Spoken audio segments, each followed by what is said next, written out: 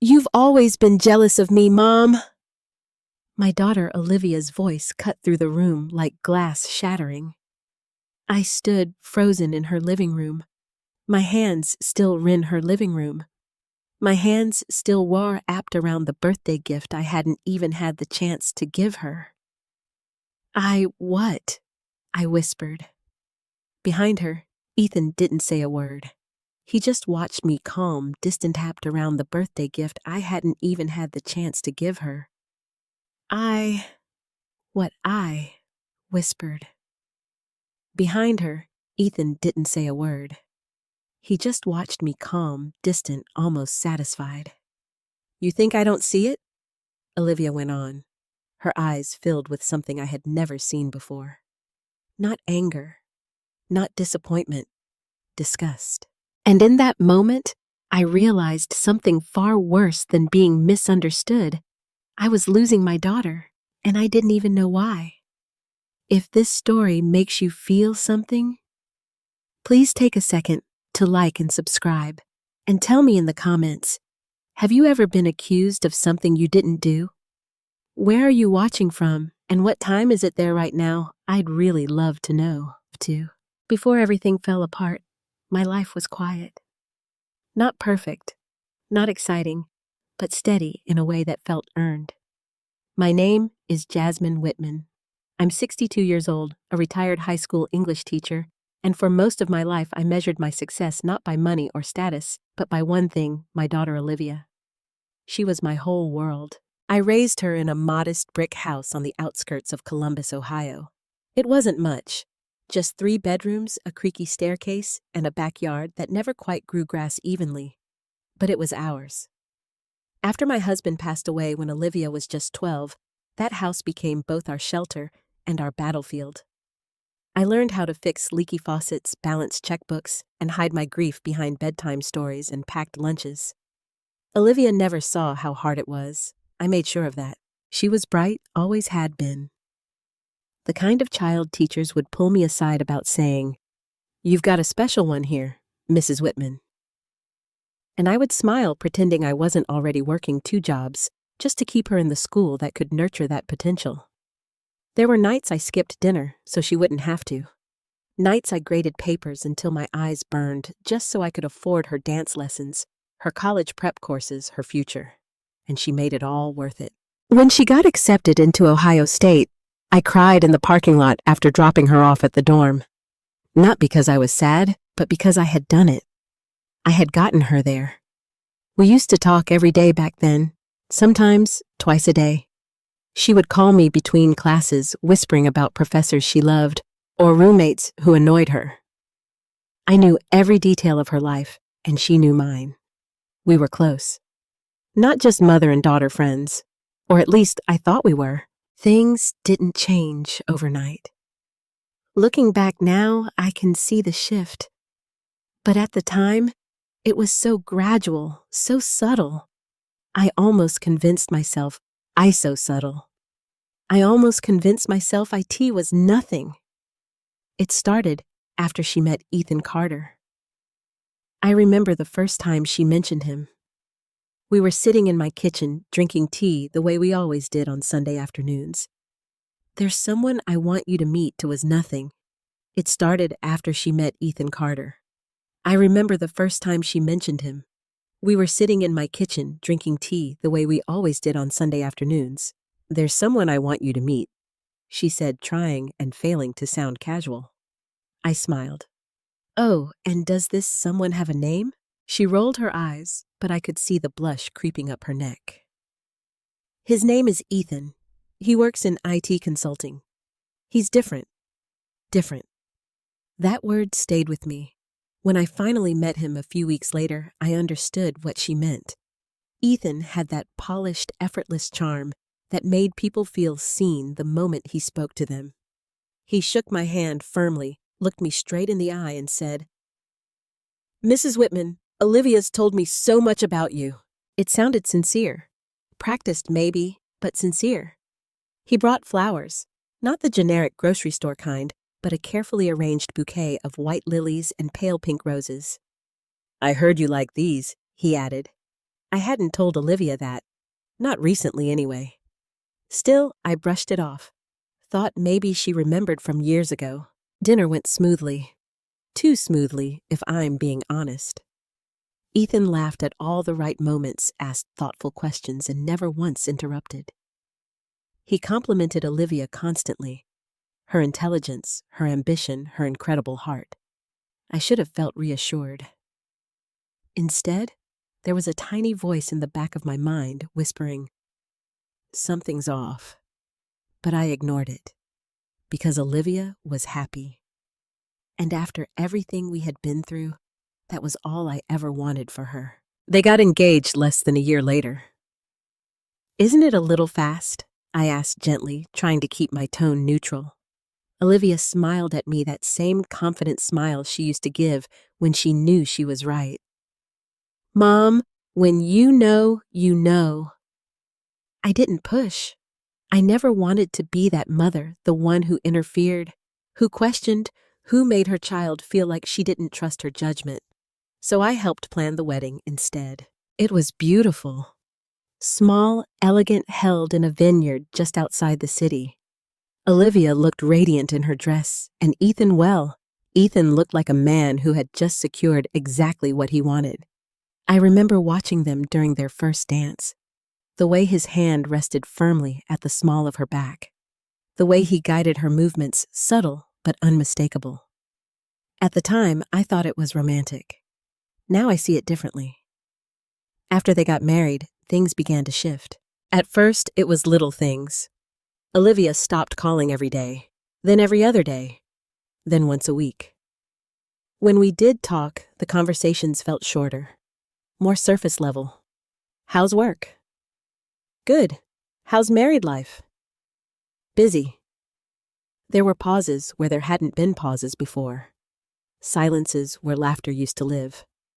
I told myself it was normal. She had her own life now. A husband, a career, responsibilities. That's what I had raised her to have. But still it hurt. I started texting more just to stay connected. Sometimes she would reply hours later. Sometimes the next day. Sometimes not at all. Ethan, on the other hand, seemed oddly present. The first time he texted me directly, I was surprised. "Hey Jasmine, just wanted to thank you again for everything you did for the wedding." I smiled at the message.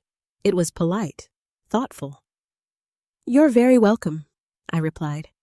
"I'm just glad you both are happy." There was nothing strange about it, at least not yet. Over the next few weeks, the messages continued. Always friendly, always respectful. "How are you doing today? Olivia mentioned you weren't feeling well. Hope you're okay. Let me know if you ever need anything."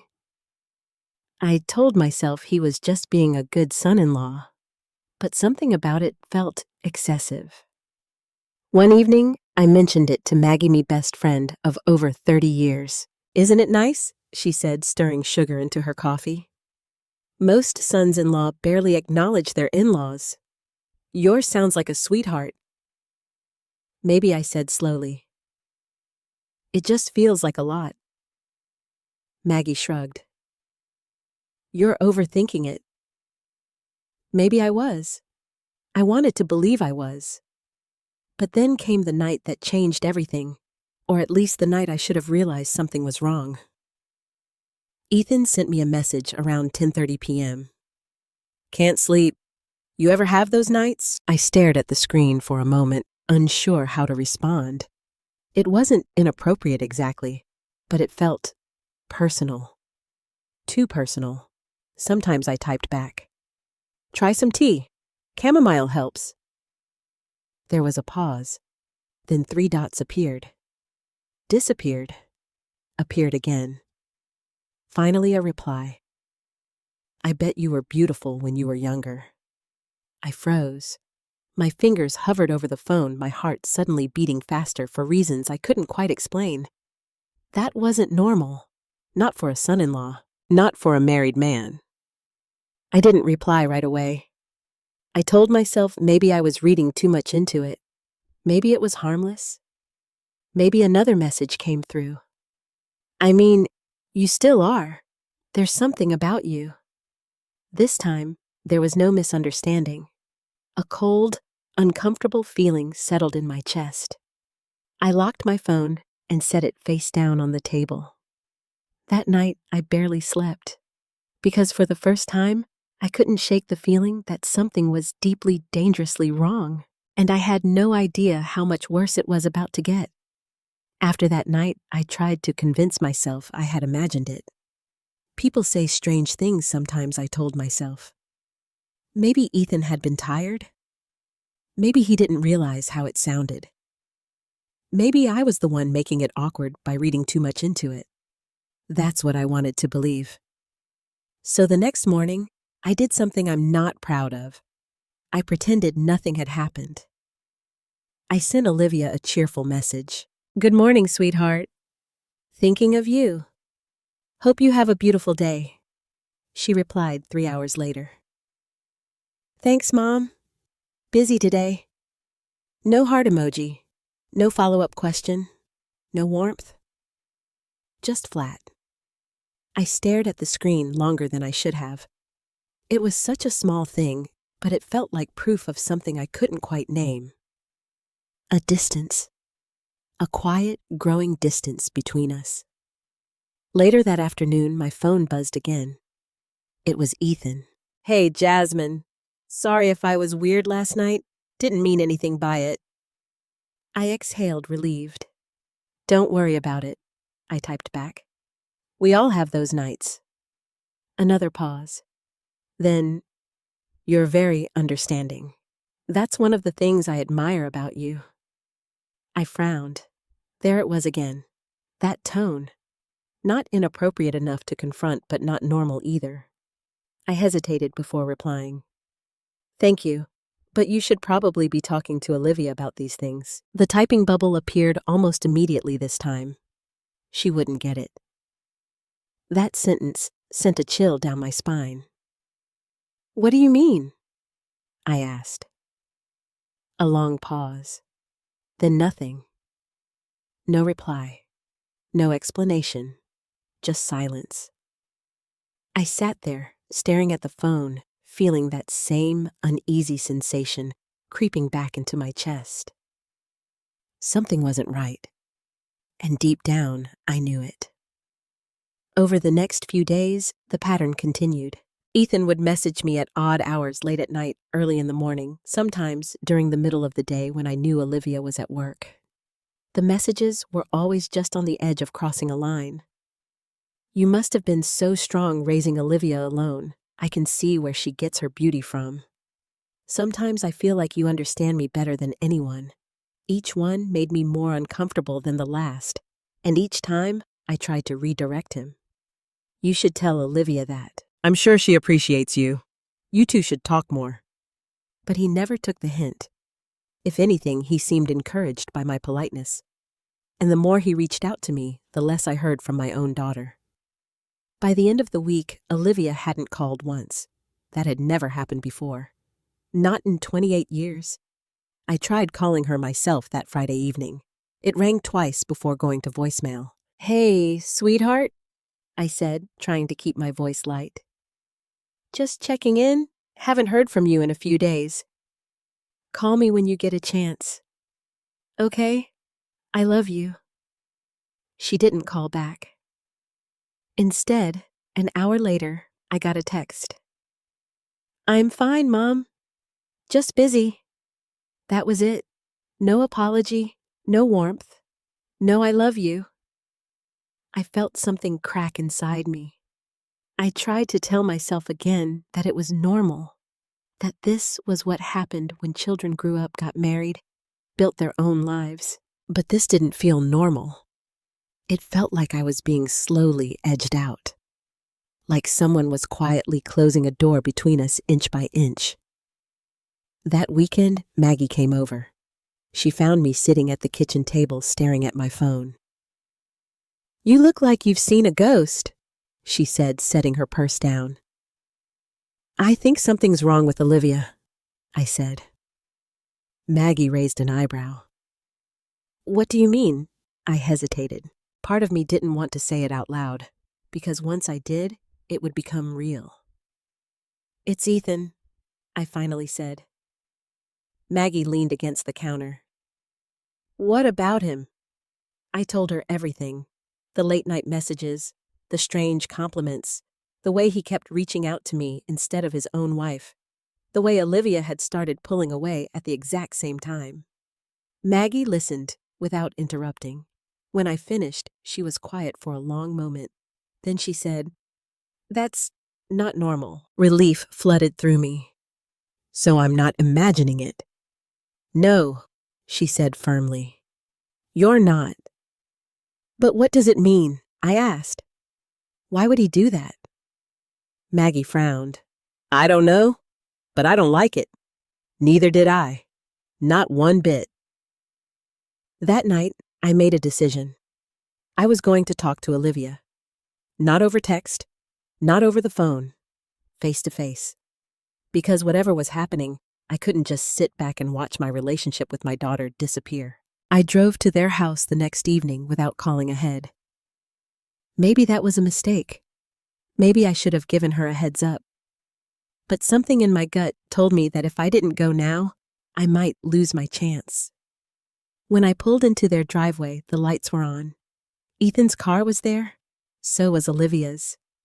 I took a deep breath, smoothed my hands over my coat, and walked up to the front door. For a moment, I just stood there, listening. I could hear voices inside, muffled, tense. My heart started to pound. I knocked. The voices stopped immediately. Footsteps approached. The door opened. Olivia stood there staring at me like I was a stranger. "Mom," she said, her tone sharp. "What are you doing here?" "I just wanted to see you," I said softly. "We haven't talked much this week, and I thought, you should have called first."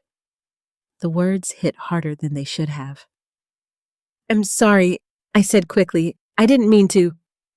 It's not a good time." Behind her, I could see Ethan standing in the living room, watching. Always watching.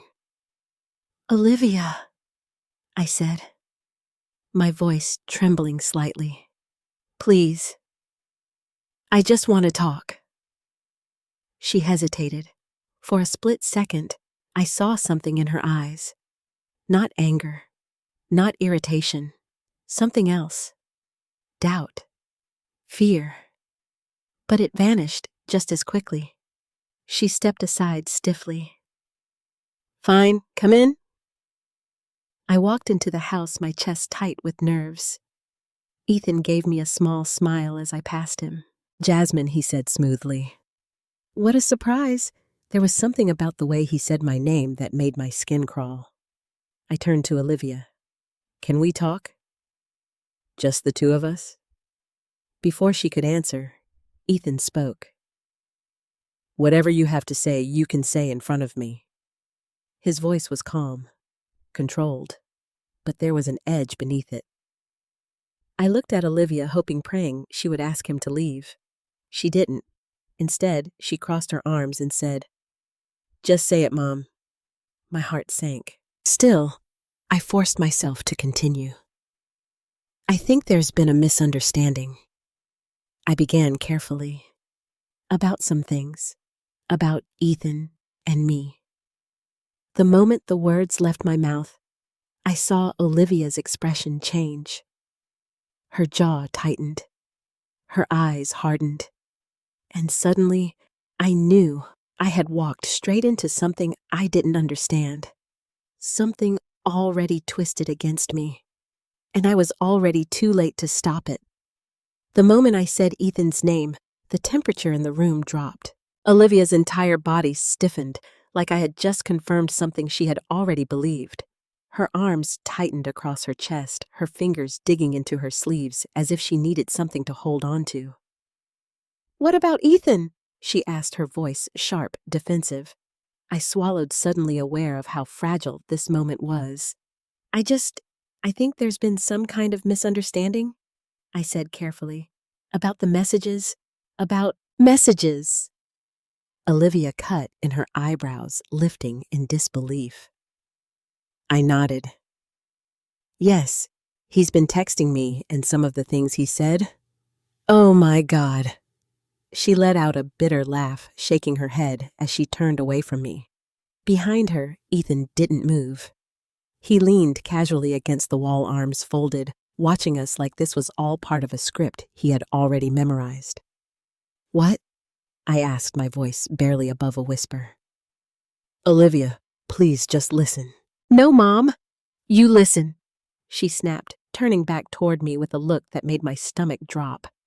I had never seen her look at me like that. Never. You really have no idea how this looks, do you? She said. What do you mean?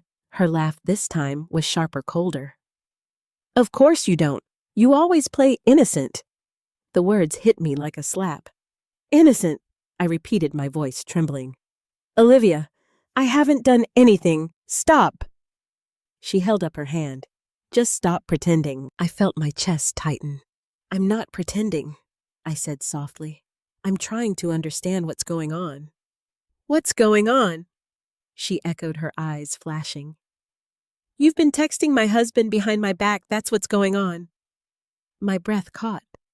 That's not… He texted me first, I said, quickly, and I've been trying to keep things appropriate. Oh, really? She said, her tone dripping with sarcasm. Because that's not what it looks like from where I'm standing. I turned instinctively toward Ethan, hoping desperately that he would say something, that he would clear this up, that he would admit the truth. He didn't. Instead, he sighed softly like someone who had been forced into an uncomfortable situation. Olivia, he said gently, maybe we should just calm down. Calm down. I stared at him in disbelief. He was acting like this was some kind of mutual misunderstanding, like we were both equally responsible. No, Olivia said firmly. I want to hear her explain it. Her gaze locked onto mine. Go ahead, Mom. Explain why my husband feels comfortable texting you late at night. My throat went dry. Because he was the one reaching out, I said. He said he couldn't sleep, and you just went along with it. She snapped. You didn't think to tell me I didn't want to make a big deal out of something that might be nothing. I said, my voice shaking. I thought I could handle it quietly. Olivia let out a sharp, humorless laugh. Handle it, she repeated. Is that what you call it? I was trying to protect you, I said. Protect me? Her voice rose. From what, my own husband? Yes, I said louder than I intended. From something that didn't feel right? The room fell silent. For a moment, nobody moved. Then Olivia shook her head slowly like she was watching a performance she had already seen too many times. You're unbelievable, she said. My heart sank. What? I whispered. You really think I'm that stupid? She said. That I wouldn't notice what's been going on? I don't know what you think you've noticed, I said, my voice breaking. But it's not what you think? Oh, I think it is. She turned abruptly and walked toward the coffee table. My eyes followed her confusion, twisting into dread. What are you doing? I asked. She didn't answer. Instead, she picked up her phone. Then she turned back to me. You want to talk about messages? She said. Let's talk about messages. Something in her tone made my stomach drop. Olivia stepped closer and held her phone out in front of me. Explain this. I hesitated before taking it. My hands were shaking. On the screen was a text conversation. My name at the top. My contact photo. My number. But the messages, they didn't look right. They couldn't be right. Ethan, you shouldn't say things like that, but I can't lie. I like the attention. My breath caught. No, I whispered. I scrolled down. I miss talking to you. Olivia doesn't understand you the way I do. My vision blurred. I would never… I started, my voice trembling. Keep reading, Olivia said coldly. Another message. You deserve someone who sees you, really sees you. I dropped the phone like it had burned me. That's not me, I said, shaking my head. I didn't write those. Olivia's expression didn't change. Of course you didn't, she said flatly. I'm serious, I insisted. Olivia, look at me. I would never say something like that to your husband. She crossed her arms again. You already did. No, I didn't, I said, my voice rising. Those messages are fake. Fake? She repeated, her eyes narrowing. Yes, I said, grabbing onto the word like it was the only thing keeping me upright. They've been altered somehow. I don't know how, but that's not what I wrote. For a split second, I thought I saw hesitation flicker across her face. But then Ethan spoke. Olivia, he said quietly. She turned to him immediately. I didn't want to show you this, he continued, his voice heavy, almost reluctant. I was hoping it would stop, that it was just confusion. My heart stopped. What are you doing? I whispered, staring at him. He didn't look at me. I didn't want to hurt you, he said to Olivia, but I couldn't keep hiding it, hiding what I demanded. He finally turned his gaze toward me, and for the first time, I saw something beneath that calm surface. Not kindness, not sincerity, something colder. You crossed a line, Jasmine, he said. The words hit me like a punch to the chest. No, I said, shaking my head. No, that's not true. You know it's not true. He didn't respond. He didn't have to, because Olivia had already made up her mind. I trusted you, she said, her voice breaking, but not in the way I had hoped. Not with doubt. With betrayal. You're my mother. Tears filled my eyes. I still am, I said softly. And I would never do anything to hurt you. She shook her head slowly. You already have. The finality in her voice felt like a door slamming shut.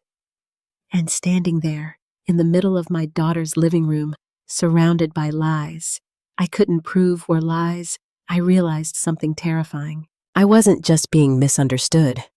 I was being replaced, rewritten, erased.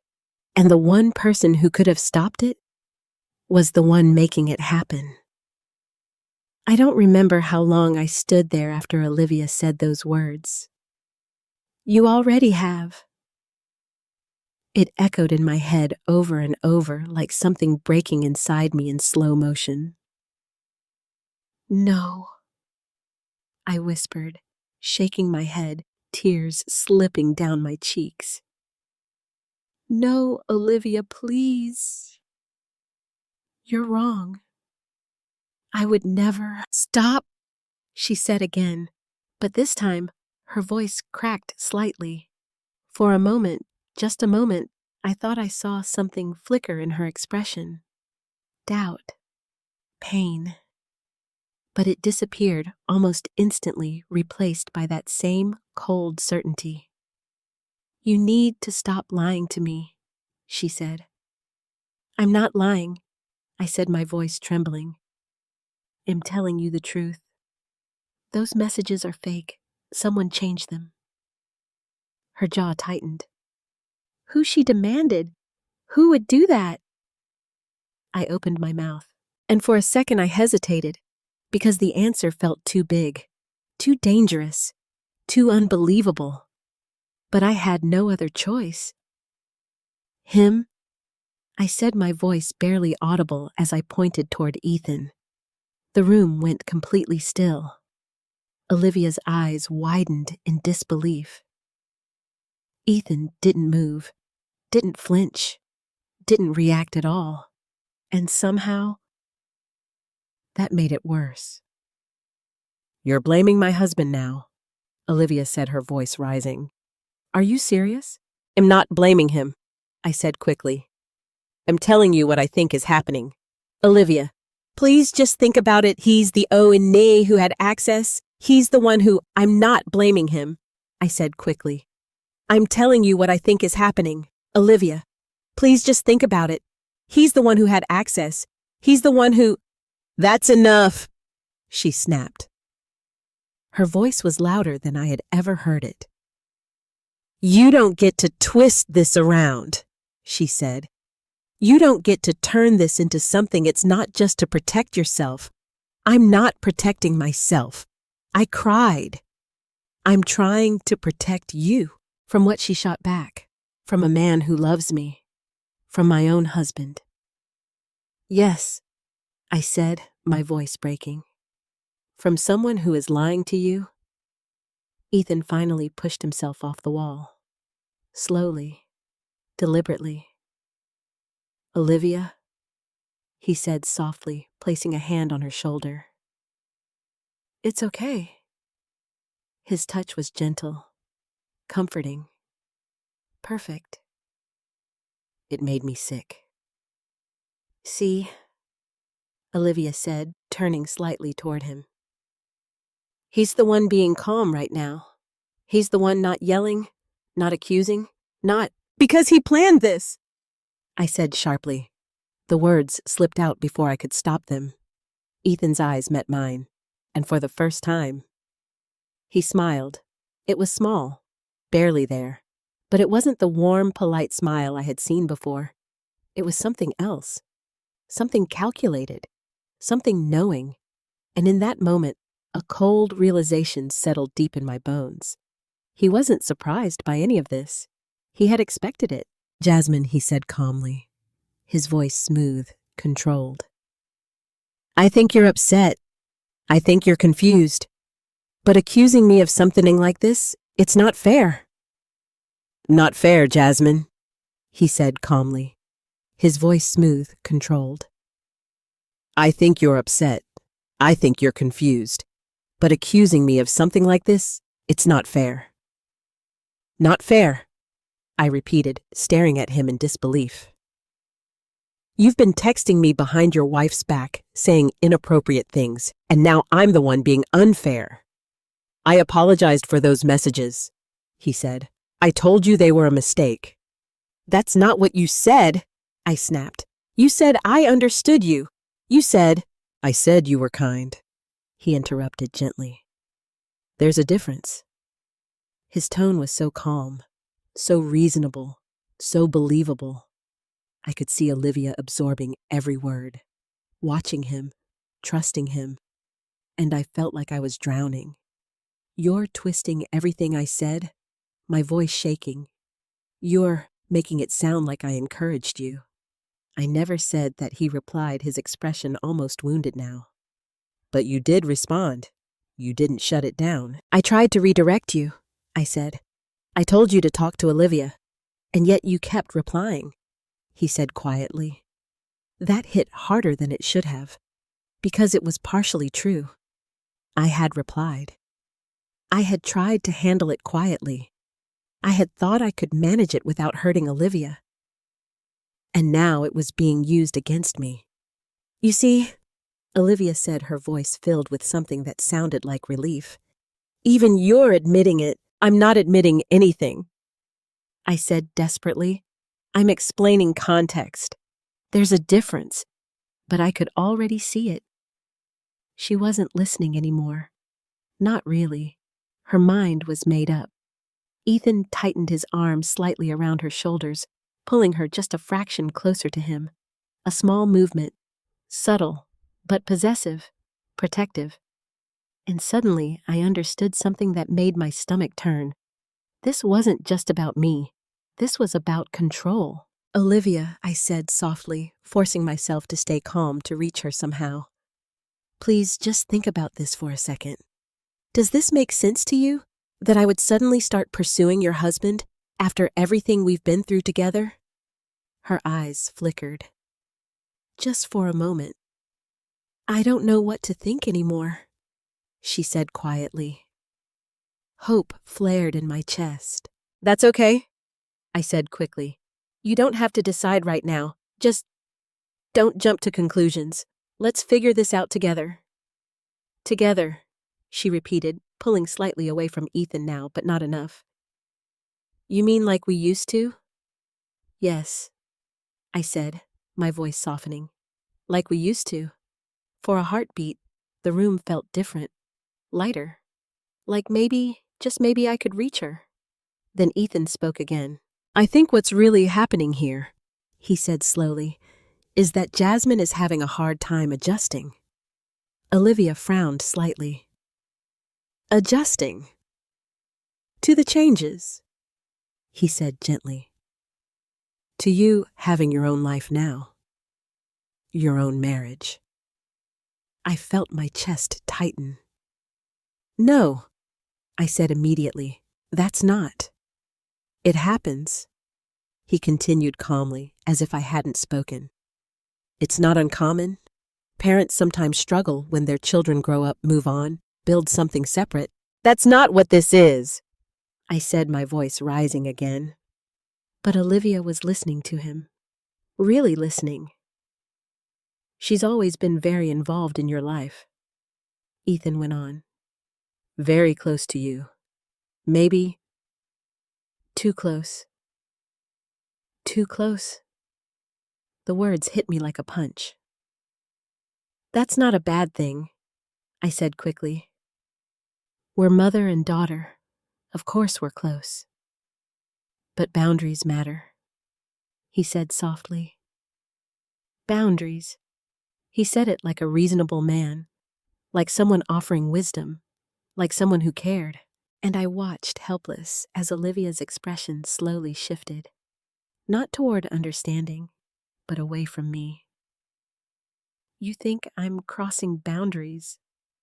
I asked, my voice barely steady. I think you might not even realize it, he said.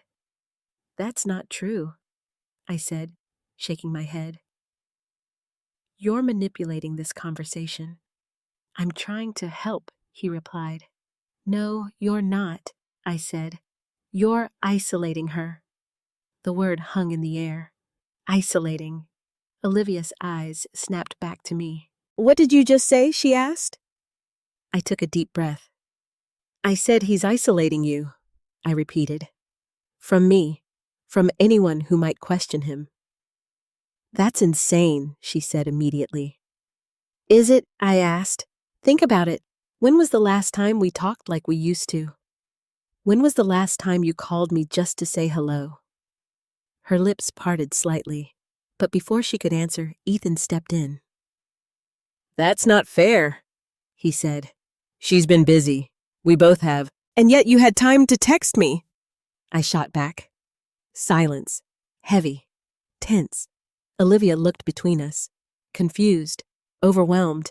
And for the first time since I walked into that house, I saw it clearly. She didn't know what to believe. But she was leaning toward him. And if I didn't find a way to prove the truth, I was going to lose her completely. I could feel it slipping away. Whatever fragile thread still connected me to Olivia, it was fraying, thinning, unraveling, right in front of me. And I didn't know how to stop it. You think I'm being isolated? She repeated slowly, her voice no longer angry, but colder, more controlled. You think Ethan is manipulating me? Yes, I said, forcing myself to hold her gaze. I do. The words felt heavy, dangerous, final. Her lips parted slightly, and for a moment I saw something break in her expression. Not belief, not understanding, but exhaustion. You have no idea what you're talking about, she said quietly. I do, I insisted. Because I've seen it happening, seen what she asked. I swallowed, trying to steady my voice. The way he talks to me, I said. The way he reaches out when we're not around. The things he says I do, I insisted, because I've seen it happening.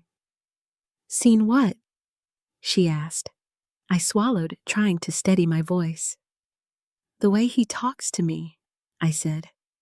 The way he reaches out when you're not around. The things he says? That's enough, Ethan said firmly. His tone changed. It wasn't calm anymore. It wasn't soft. It was sharp, controlled. And for a brief second, Olivia flinched. Just slightly. But I saw it, and so did he. Immediately, his expression softened again. "I'm sorry," he said, gently placing a hand on her arm. "I just don't think this is helping." Helping. That word again. Always positioning himself as the reasonable one, the steady one, the one trying to fix things. I felt something inside me snap. "No," I said, my voice suddenly steady. "You don't get to control this conversation." Ethan's eyes flicked toward me, still calm, still unreadable. "I'm not controlling anything," he said. "I'm trying to keep things from escalating." "By silencing me?" I asked. "I'm not silencing you," he replied smoothly. "You're free to say whatever you want." "That's not true," I said, "because every time I speak, you twist it." Olivia let out a frustrated sigh, running a hand through her hair. "This is going nowhere," she muttered. "I don't even know why I let you come in." The words hit harder than anything else she had said.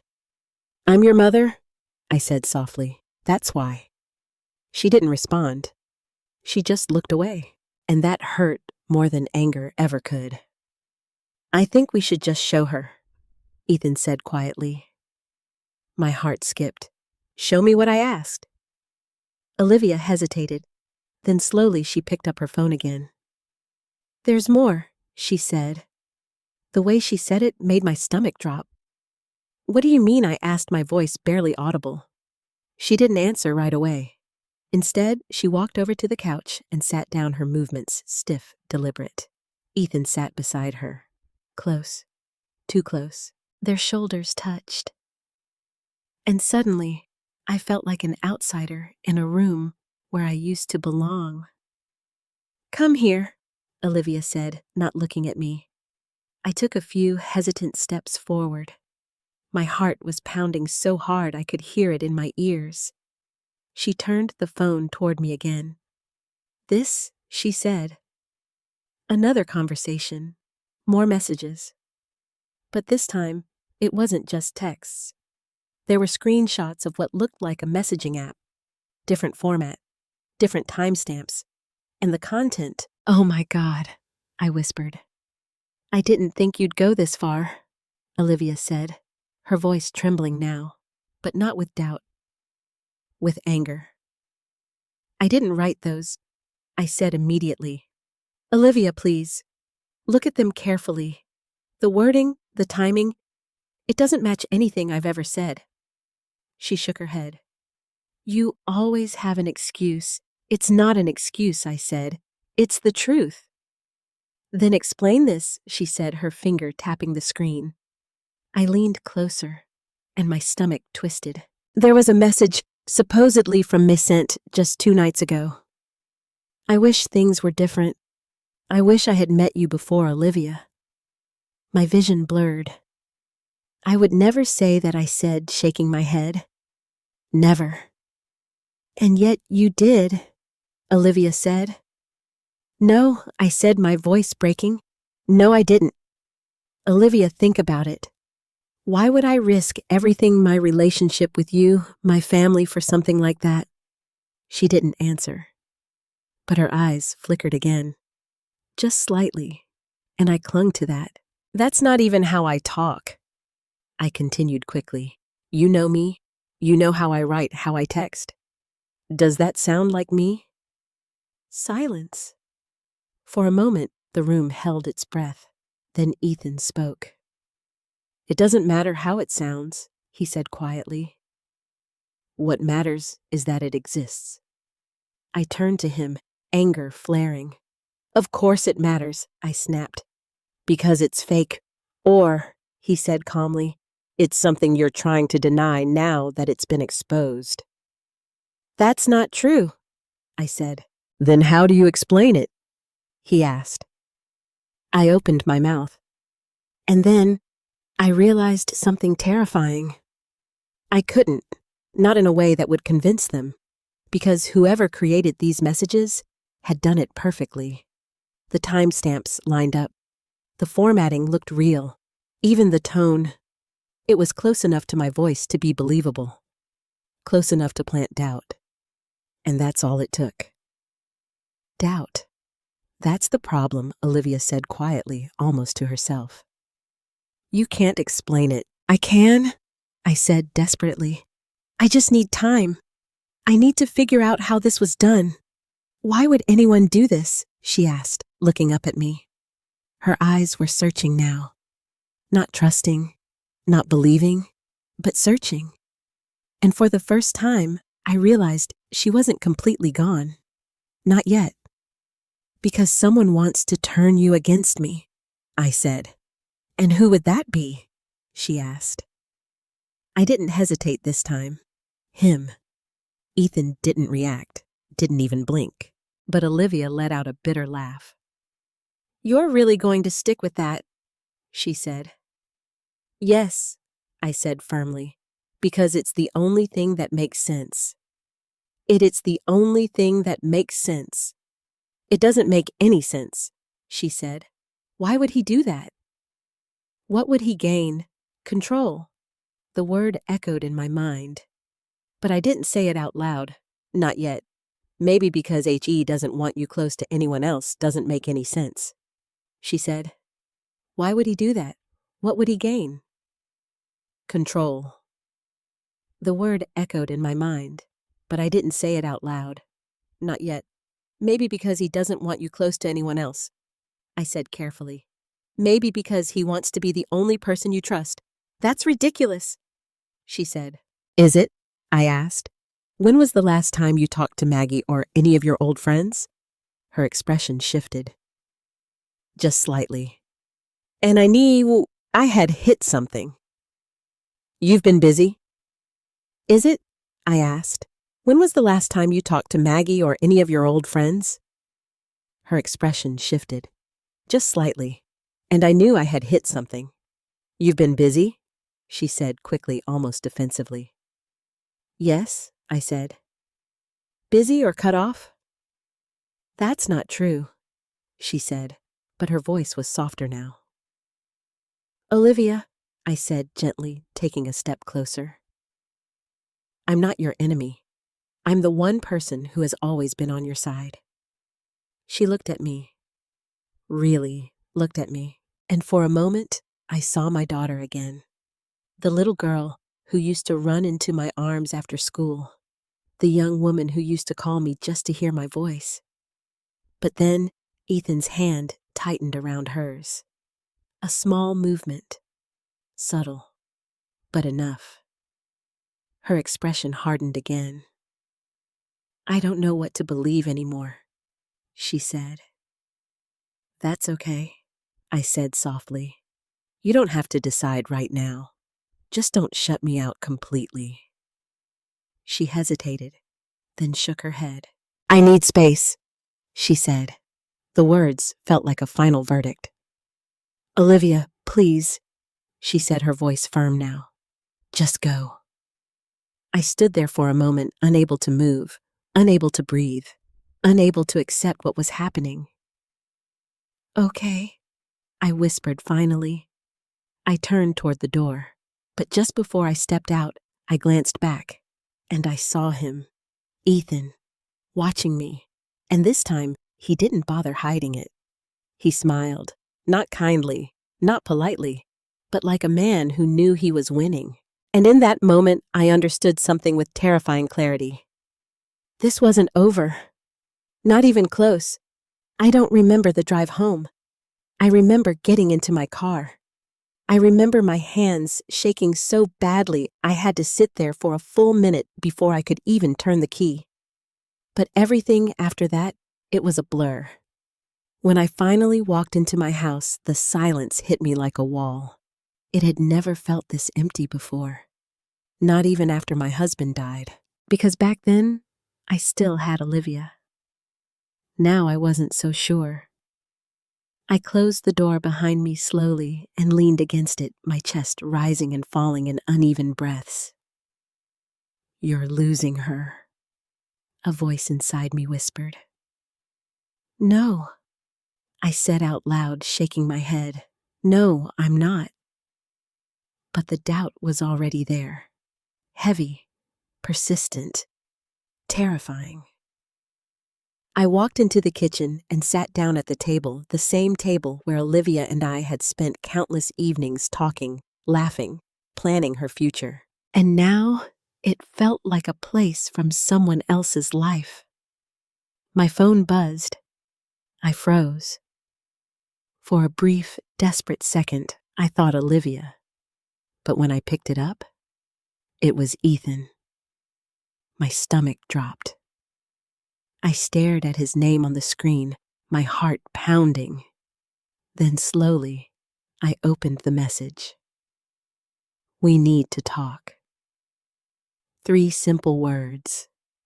Cold, direct, calculated. I didn't reply, not right away. Instead, I set the phone down and just sat there. Because suddenly, everything felt different. Before I had been reacting, defending, trying to fix something I didn't understand.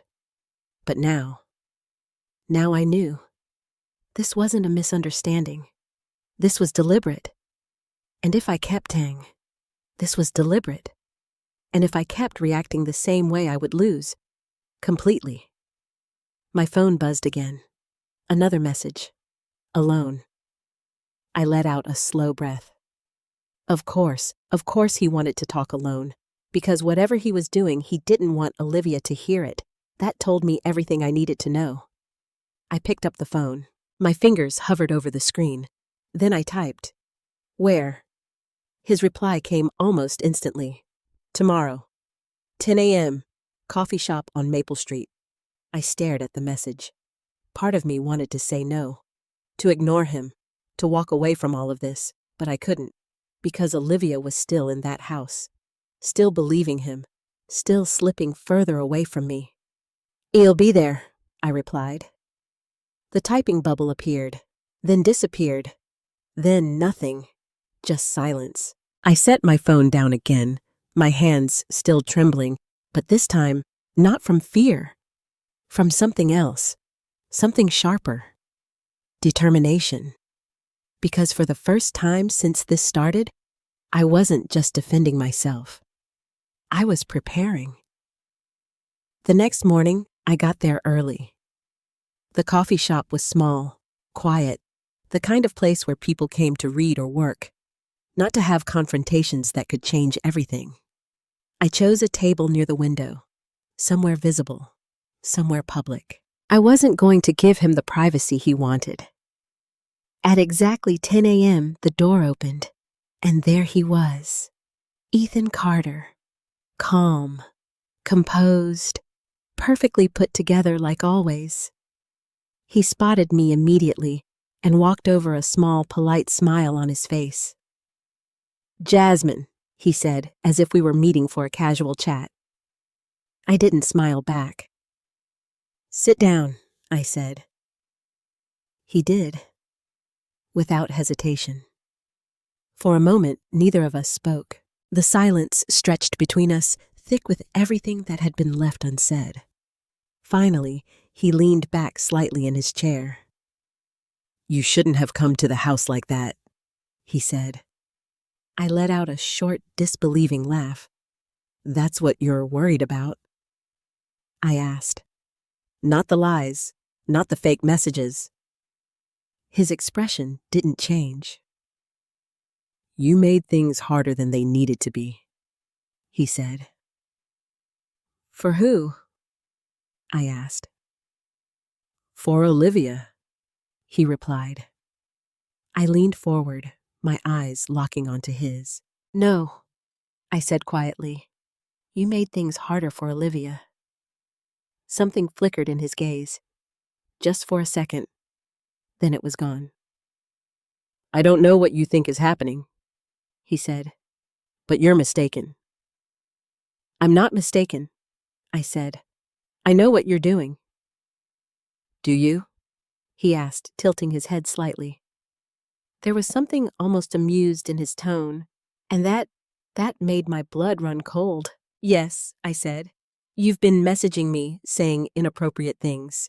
Then you created fake conversations to make it look like I was in Kuto, make it look like I was in Ku raging you. You showed those to Olivia to turn her against me. He didn't interrupt, didn't react. He just listened, calmly, patiently, like someone watching a performance. When I finished, he nodded slowly. That's quite a story raging you. You showed those to Olivia to turn her against me. He didn't interrupt, didn't react. He just listened, calmly, patiently, like someone watching a performance. When I finished, he nodded slowly. That's quite a story, he said. It's the truth, I replied. Is it? He asked. Yes. Another pause, then he leaned forward, lowered his voice, and said something that made my entire body go still. You're smarter than I thought. My heart stopped. What did you just say? I whispered. He smiled, not the polite smile, not the charming one, the real one, cold, sharp, satisfied. I didn't think you'd figure it out this quickly, he said. The world around me seemed to tilt. You, I breathed. You're admitting it. Admitting what? He asked lightly. That you did this? I said. That you manipulated everything. He leaned back again, completely at ease. I didn't say that, he replied. You just did, I insisted. No, he said calmly. I said you're smarter than I thought. That's not the same thing. I stared at him. This was it. This was the moment. The truth, right in front of me. And yet I couldn't prove it. You think this is a game? I asked. No, he said. I think this is necessary. Necessary, I repeated. Yes, for what I demanded. He looked at me for a long moment. And then, finally, he said it. For distance. The word hit me like a shock. Distance, I echoed. Between you and Olivia, he said. My chest tightened. Why, I asked. Because that was the question. The only question that mattered. Why he didn't answer right away. Instead, he reached for his coffee, took a slow sip, and set it back down.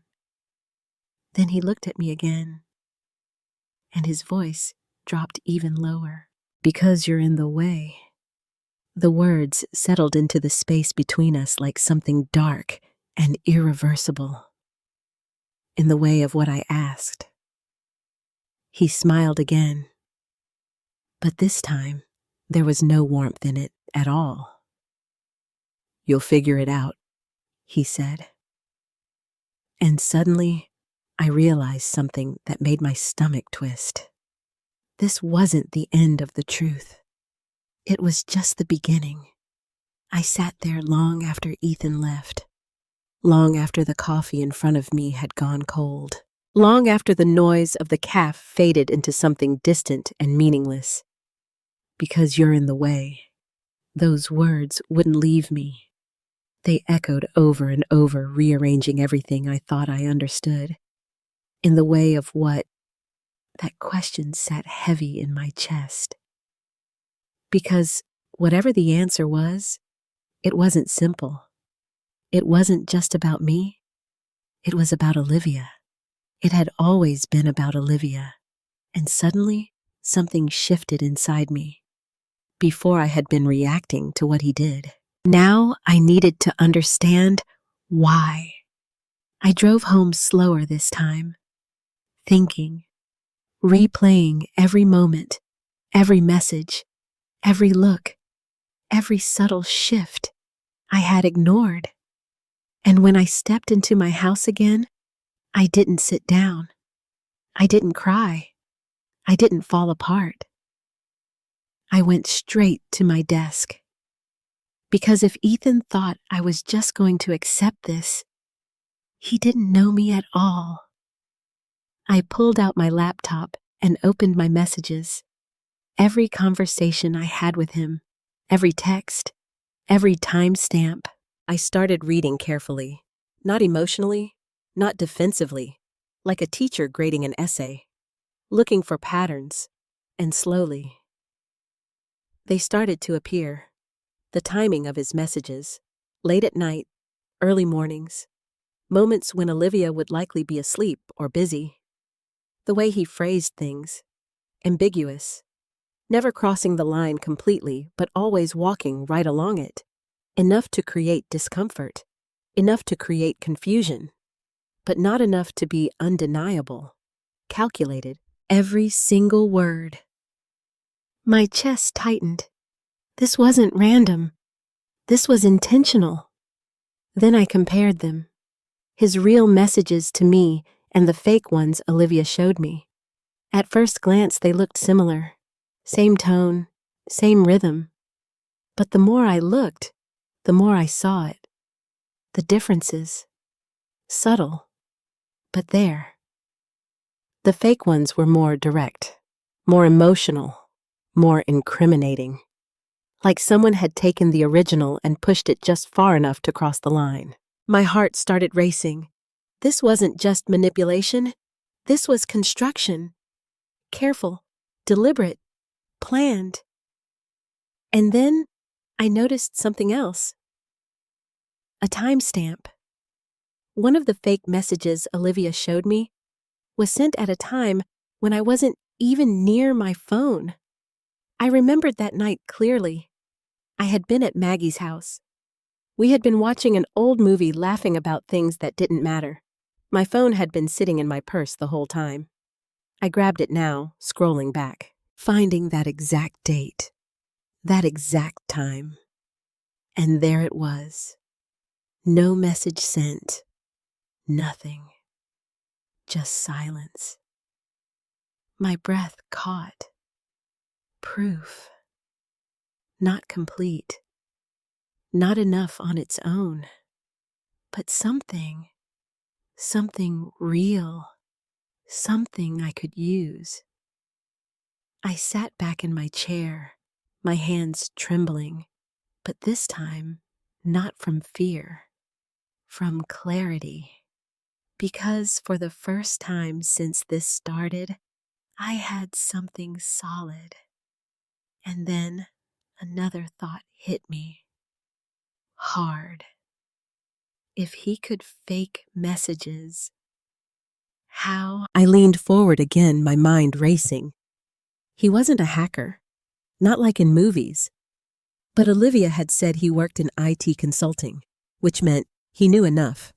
Enough to manipulate, enough to fabricate, enough to cover his tracks.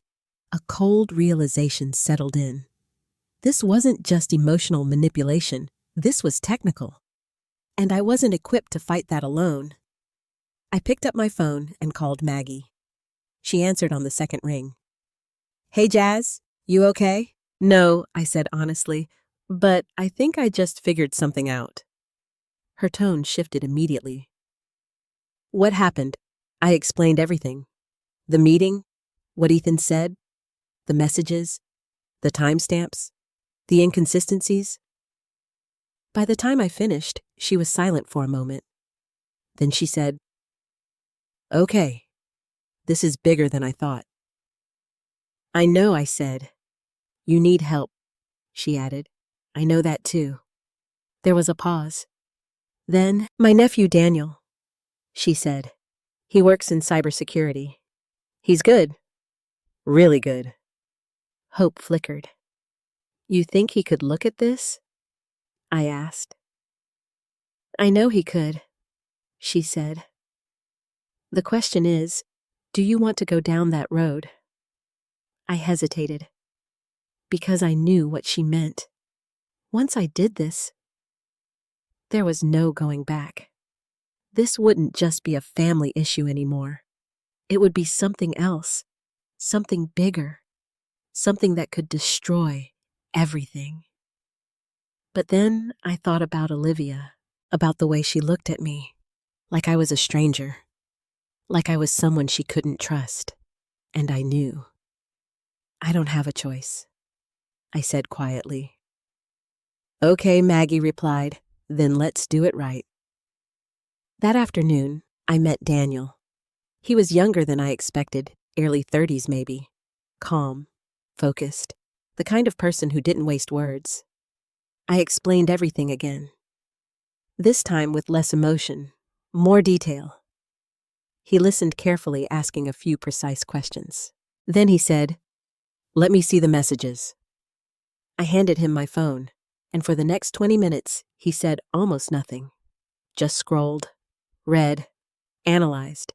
His expression didn't change, but I could feel the tension building. Finally, he looked up. "These are manipulated," he said. My breath caught. "You're sure?" I asked. "Yes," he said. "Not perfectly, but well enough to fool someone who isn't looking closely." Relief and fear hit me at the same time. "Can you prove it?" I asked. He hesitated. Maybe he said, "But it depends on how deep you want to go." "How deep is deep?" I asked. He met my eyes. Deep enough that if he's doing this intentionally, it's not just unethical. A chill ran through me. It's illegal. The word hung in the air, heavy, real, and suddenly everything shifted again. This wasn't just about clearing my name anymore. This was about exposing him, fully, completely, for what he was. "Do it," I said. Daniel nodded slowly. "All right," he said. "Then we're going to need more than just your phone." "Like what?" He leaned back slightly. "Access," he said. "To him." My heart skipped. "What do you mean?" "I mean," he said calmly, "if we're going to prove this, we need to catch him." Silence, because I understood exactly what that meant, and it terrified me. "Catch him how?" I asked. Daniel didn't hesitate. "We make him do it again." My stomach dropped, because suddenly, this wasn't just about defending myself. This was a trap, and I was going to be the bait. I didn't sleep that night, not even for a minute. I lay in bed staring at the ceiling, replaying everything Daniel had said. "We make him do it again." The words felt like a weight pressing down on my chest, because I understood exactly what that meant. I had to go back into Ethan's world, pretend, play along, let him believe he still had control, and that terrified me. Not because I was afraid of him, not in the way you might expect, but because I was afraid of what I might see, what I might discover, how far he was willing to go, and what that would mean for Olivia. By morning, my decision was made. I didn't have the luxury of fear. I had a daughter to save. At 8 a.m., Daniel called. "I've been thinking about the best approach," he said. "We need him to act naturally. If he suspects anything, he'll shut down. So I have to make him feel safe." I said. "Yes," Daniel replied. "You need to shift your behavior. No more accusations. No more pushing back." That felt wrong. Completely wrong. "You want me to agree with him?" I asked. "Not exactly," he said, "but you need to stop resisting. Let him think you've accepted what's happening." My stomach turned. Accepted that I'm being framed, I said. Accepted the situation, Daniel clarified. There's a difference. I closed my eyes for a moment. This wasn't just acting. This was manipulation. But this time, I was the one doing it. What do I say? I asked. Keep it simple, Daniel said. Reach out. Be calm. Maybe even apologetic, but not too much. Just enough to lower his guard. And then we wait, he said. He'll take the next step. Why are you so sure? I asked. There was a pause. Because people like him always do, Daniel said. People like him. That phrase lingered long after the call ended. I sat at my kitchen table staring at my phone. My fingers hovered over Ethan's name. This was it. The moment everything shifted. I took a deep breath and typed. I think we need to talk again. I may have overreacted. I stared at the message for a full 10 seconds before hitting send. The moment it went through, my heart started racing. What if he didn't reply? What if he saw through it? What if? My phone buzzed, almost immediately. I'm glad you said that. I swallowed, too fast, too eager. He had been waiting for this. When I typed, tonight, he replied. Same place as yesterday. I stared at the screen, then slowly nodded to myself. Okay. The rest of the day dragged by in slow motion. Every minute felt heavier than the last. I kept checking my phone, even when I knew there wouldn't be anything new. I kept replaying what I would say, how I would act, how I would keep my voice steady when everything inside me wanted to scream.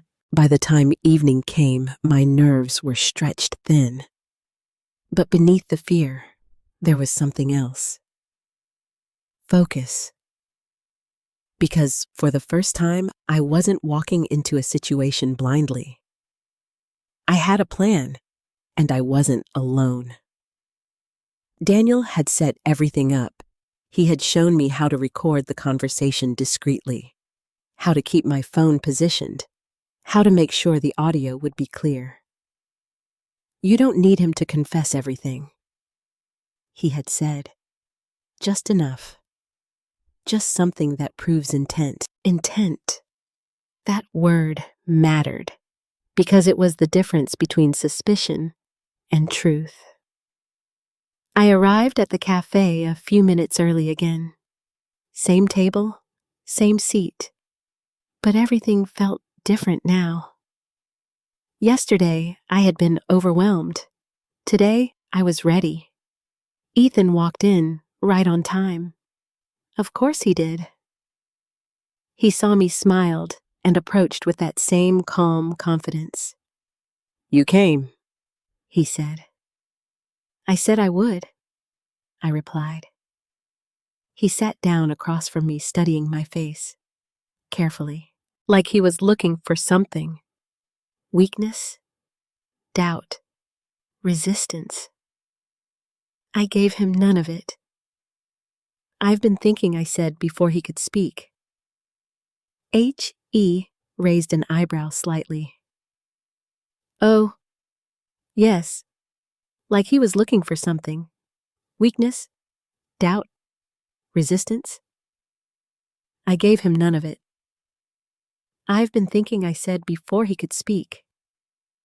He raised an eyebrow slightly. Oh, yes, I continued, about what you said yesterday. And he asked. I took a slow breath.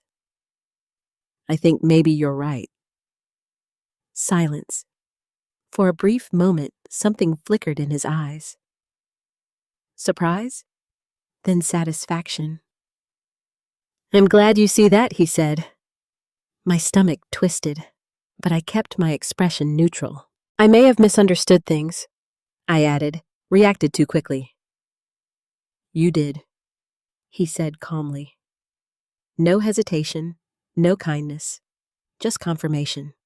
And somehow, that made it easier, because it reminded me exactly who I was dealing with. I didn't want to make things worse for Olivia, I said. That's a good instinct, he replied. I care about her, I said, more than anything. I know you do, he said, but there was something in his tone, something that didn't quite match the words. Like he was humoring me, not believing me, or worse, not caring. I just don't want to lose her, I said softly. This part wasn't acting, not entirely, because it was true. Ethan leaned back slightly, watching me. You won't, he said. The certainty in his voice sent a chill through me. Not if you handle this correctly. Correctly? The word echoed in my mind. And what does that mean? I asked. He tilted his head slightly. It means stepping back, he said, giving her space, letting her build her life without interference. Interference, I repeated quietly. Yes, he said. You've been very involved in her life for a long time. She's my daughter, I said, and now she's my wife, he replied. There it was, not loud, not aggressive, but clear, possessive, definitive. And there needs to be a shift, he continued, a new balance. A balance where I'm not in the picture, I asked. He smiled slightly. Not exactly, he said, just less central. Less central, like I was a role being reduced, phased out, rewritten, and the messages I asked carefully. What about them? He replied. The ones Olivia showed me, I said. The ones that made it look like I was crossing boundaries. His gaze sharpened. Just slightly. You said you misunderstood, he reminded me. I did, I said quickly. I just want to understand how things got so distorted. He studied me for a moment, long enough to make my pulse spike. Then he leaned forward slightly, lowered his voice. Sometimes, he said, people see what they expect to see. That wasn't an answer. It was a deflection, and we both knew it. But those messages, I pressed gently. They weren't exactly what I remember sending. A pause, a shift, subtle but real. You're overthinking it, he said. No, I said softly. I don't think I am. Silence stretched between us, and then, for just a second, I saw it. That crack, that tiny fracture in his control. Because he realized something. I wasn't as confused as he thought, and in that moment, I knew. We were getting closer, closer to the truth, closer to the mistake he didn't realize he was about to make. I could feel it. That shift, that subtle moment where Ethan realized I wasn't as easy to control as he had hoped. And that was exactly where I needed him, right there, just slightly off balance. I leaned back in my chair, forcing my body to relax, even though every nerve inside me was on fire. I'm not trying to overthink, I said calmly. I'm trying to understand, that's all. Ethan watched me closely. Too closely, like he was measuring every word, every breath.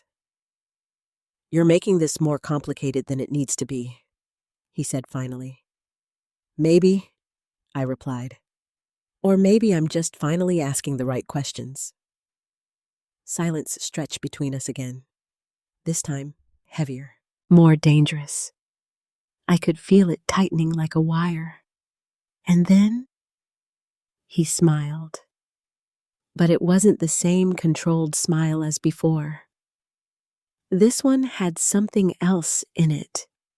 Irritation. Just a hint. You know, he said slowly, This would be a lot easier if you just accepted things as they are. Accepted. Again. That word. Accepted what I asked. That Olivia is building her own life, he said. That she doesn't need you the same way anymore. The words landed like stones, but I didn't react. Not the way he expected. I've accepted that, I said quietly. He blinked, just once, barely noticeable, but I saw it. Have you? He asked. Yes, I said. What I haven't accepted is being made into something I'm not. Another pause, longer this time, and then he leaned forward, closer than before, his voice lower, sharper. You're not as innocent as you think, Jasmine. My heart skipped. Excuse me? I said. You responded to me, he continued. You kept the conversations going. That doesn't mean what you're implying, I said. No, he asked, because from my perspective, it does. There it was, the shift. Subtle, but undeniable. He was testing the narrative again, trying to pull me back into it, but I didn't take the bait. Instead, I said something I hadn't planned, something instinctive, something dangerous. Then why did you change the messages? The words landed hard, too hard. For a split second, he froze. Not completely, not obviously, but enough. Enough for me to know. I had hit the truth, and he knew it. I didn't, he said calmly. Too calmly. I think you did, I replied. He leaned back slowly, studying me again. This time, differently. Not like he was in control, like he was reassessing, recalculating. You're playing a risky game, he said. I'm not playing, I said. I'm asking. No, he said. You're pushing, maybe I said. But only because something doesn't add up. And you think accusing me is going to fix that, he asked. I think the truth will, I said. Silence again. And then he laughed. Soft, low, but not amused. Not really. You really don't understand, do you? He said. Then explain it to me, I said. He shook his head slowly. No, he said. I don't think I will. My pulse quickened, because that wasn't denial. That wasn't defense. That was avoidance. And that meant we were close. Very close. I leaned in slightly, matching his energy. You said I'm in the way, I reminded him. In the way of what? He didn't answer. You owe me that much, I added. His jaw tightened. Just a fraction, but it was there. I don't owe you anything, he said. No, I said quietly. But you want something that got his attention. I saw it immediately. That flicker, that shift. What do you think I want? He asked. There it was, the opening, the moment Daniel had been waiting for. I took a slow breath. Careful, measured. You want control? I said. His expression didn't change. Betty, his eyes. They darkened. You're wrong, the moment Daniel had been waiting for. I took a slow breath. Careful, measured. You want control? I said. His expression didn't change, but his eyes, they darkened. You're wrong, he said. Am I? I asked, because that's what this feels like. And what exactly does that mean? He asked. It means, I said, choosing my words carefully. That you don't just want Olivia to love you. You want her to depend on you completely. His fingers tapped lightly on the table. Once, twice, then stopped. That's what marriage is, he said. No, I said. That's what control is. The air between us turned sharp, tense, like something was about to break. And then he said it. Not loudly, not dramatically, but enough. You had too much influence over her. My breath caught. What I whispered. You heard me, he said. You're saying this is about me? I asked. I'm saying, he continued calmly, that your relationship with her was unbalanced. Unbalanced, I repeated. Yes, he said. You were her center, her first call, her first thought. Every decision, every problem, it all came back to you. My chest tightened. That's called being a mother, I said. No, he said. That's called dependency. The word hit like a slap. She trusted me, I said. She relied on you, he corrected. And now she relies on you, I asked. Yes, he said. No hesitation, no shame, just truth. And suddenly, everything clicked. You didn't just want distance, I said slowly. He didn't respond. You wanted replacement. I continued. Still nothing, but his silence said everything. You wanted to take my place, I whispered. And then, finally, he smiled again. That same cold, satisfied smile. Now you're starting to understand. The words sent a chill straight through me. Because this wasn't just manipulation. This wasn't just lies. This was something deeper. Something darker. You've been planning this, I said. For a while, he admitted. And there it was, the confession. Not loud, not dramatic, but undeniable. My heart pounded.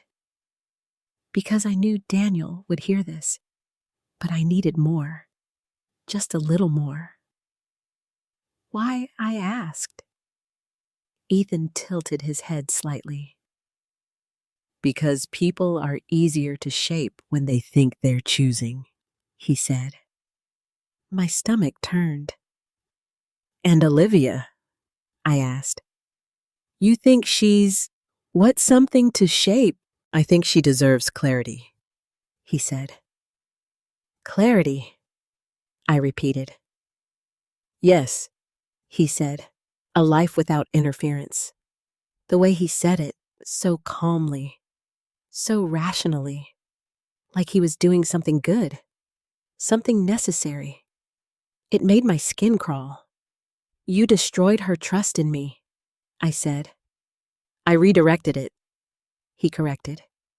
I stared at him, at the man sitting across from me, the man my daughter loved, the man she trusted, the man she believed. And I felt something shift inside me. Not fear, not anger, something stronger, resolve. Because now I had what I needed, the truth. Not just suspicion, not just doubt, but truth. And I knew exactly what I was going to do with it. I didn't say anything after that. Not right away, because if I spoke too soon, I might ruin it. You wanted to take my place, and you've been planning this for a while. His words, his own words, were still hanging in the air between us. Heavy, damning, irreversible. And he had no idea that everything he just said was no longer just between the two of us. I lowered my gaze for a moment, letting silence settle like a curtain. Then I nodded slowly, as if I was processing, as if I was accepting. I see, I said quietly. Ethan watched me carefully. Suspicious, but not alarmed. Not yet. That doesn't surprise me, he said. I looked up at him again. Doesn't it? I asked softly. No, he said. You've always been perceptive. That's part of the problem. The problem. I almost laughed, but I didn't, because this wasn't the time. So what happens now? I asked. He leaned back slightly, folding his hands on the table. Now he said you step back. Completely, I asked. Gradually, he replied, but yes, and if I don't, I asked. That was the question, the real one, the one that mattered. His expression didn't change, but his eyes hardened. You've already seen what happens, he said. A chill ran through me. You mean the messages? I said. I mean consequences, he corrected. Consequences. The word was quiet, controlled, but unmistakable. And for the first time, I felt something I hadn't fully allowed myself to feel before. Fear. Not for me, but for Olivia. Because this wasn't just about manipulation anymore. This was escalation. If I don't step back, I said slowly, you'll keep doing this.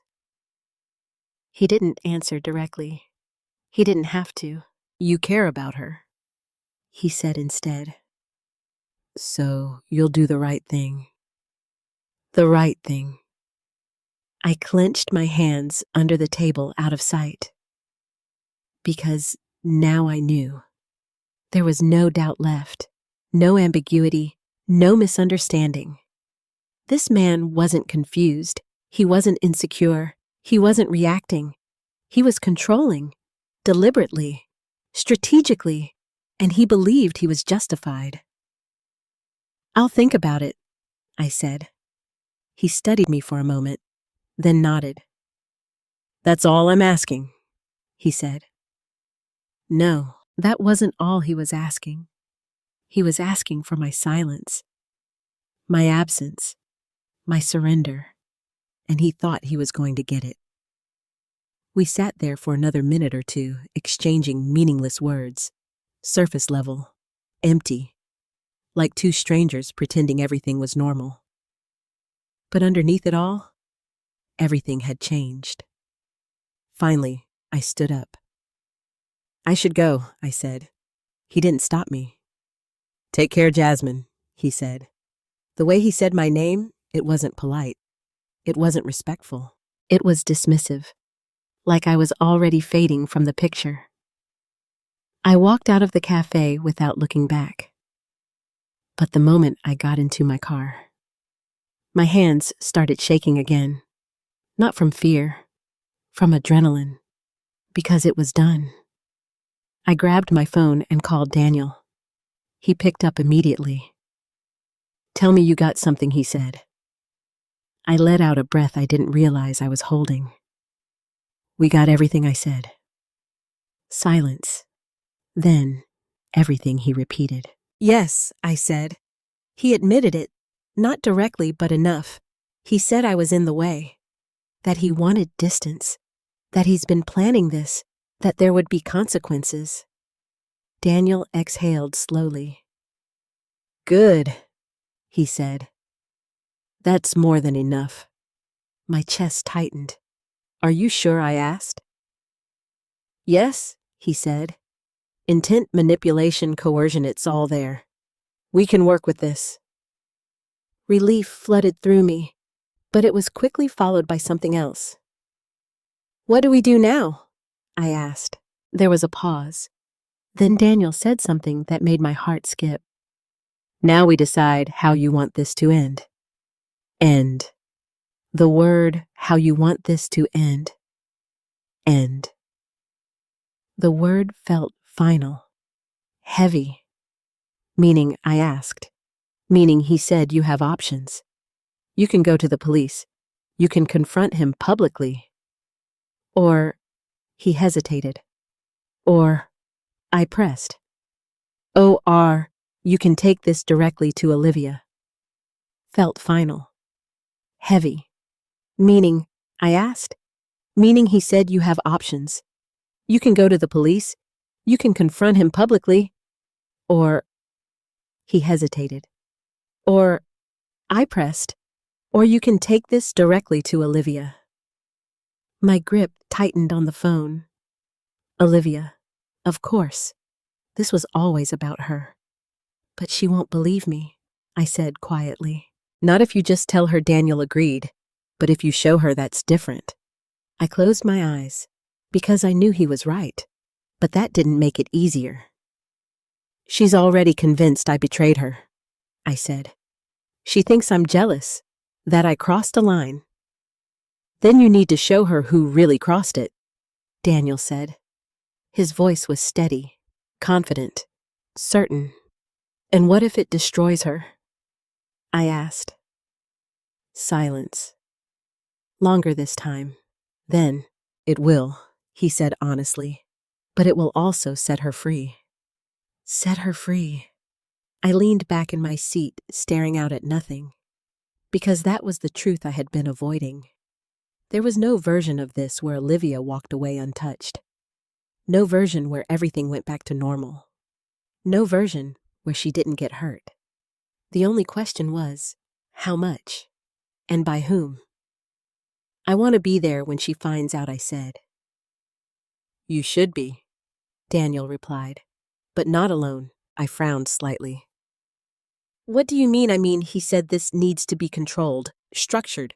You can't just walk in and drop this on her. She'll shut down, or worse, she'll defend him.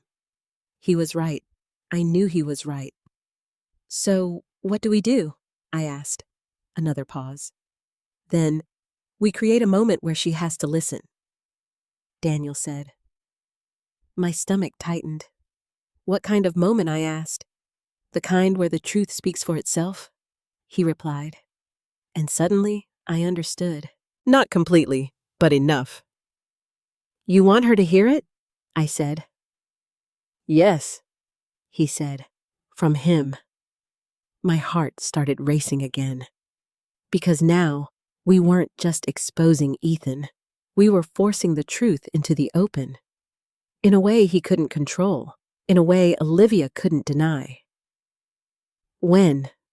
I asked. Soon, Daniel said. Before he has time to adjust. Before he realizes what you've done. I nodded even though he couldn't see me. Okay, I said, because there was no turning back now.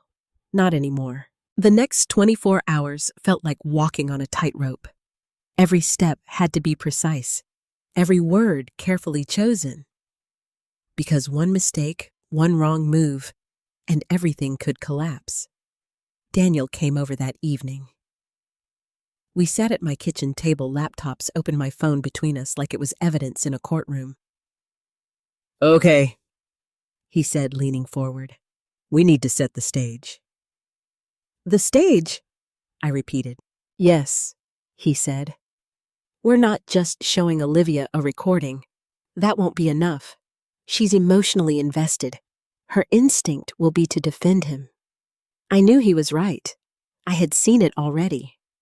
She needs to experience the truth, he continued. Not just hear it. I frowned slightly. How Daniel tapped his fingers lightly on the table, thinking. Where does she feel safest? He asked. I didn't hesitate. Home, I said. Her house. He nodded. Good. Then that's where it happens. My chest tightened. You want me to go back there? Yes, he said, but not alone. I shook my head immediately. She told me she needed space. I said, if I just show up. You won't, he interrupted gently. You'll be invited. I blinked.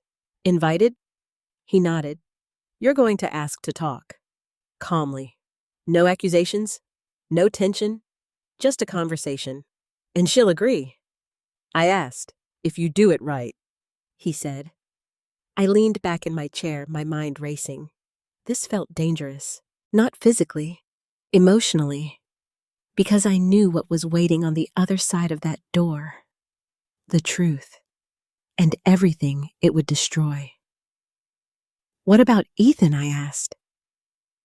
Daniel's expression shifted. He needs to be there, he said. Of course he will be, I replied. He lives there. That's not what I mean, Daniel said. He needs to stay. A chill ran through me. Stay. Yes, he said. If he leaves, we lose the moment. We need him present when everything unfolds. I swallowed. And how do we make sure of that? Daniel's eyes met mine. We control the timing, he said. How?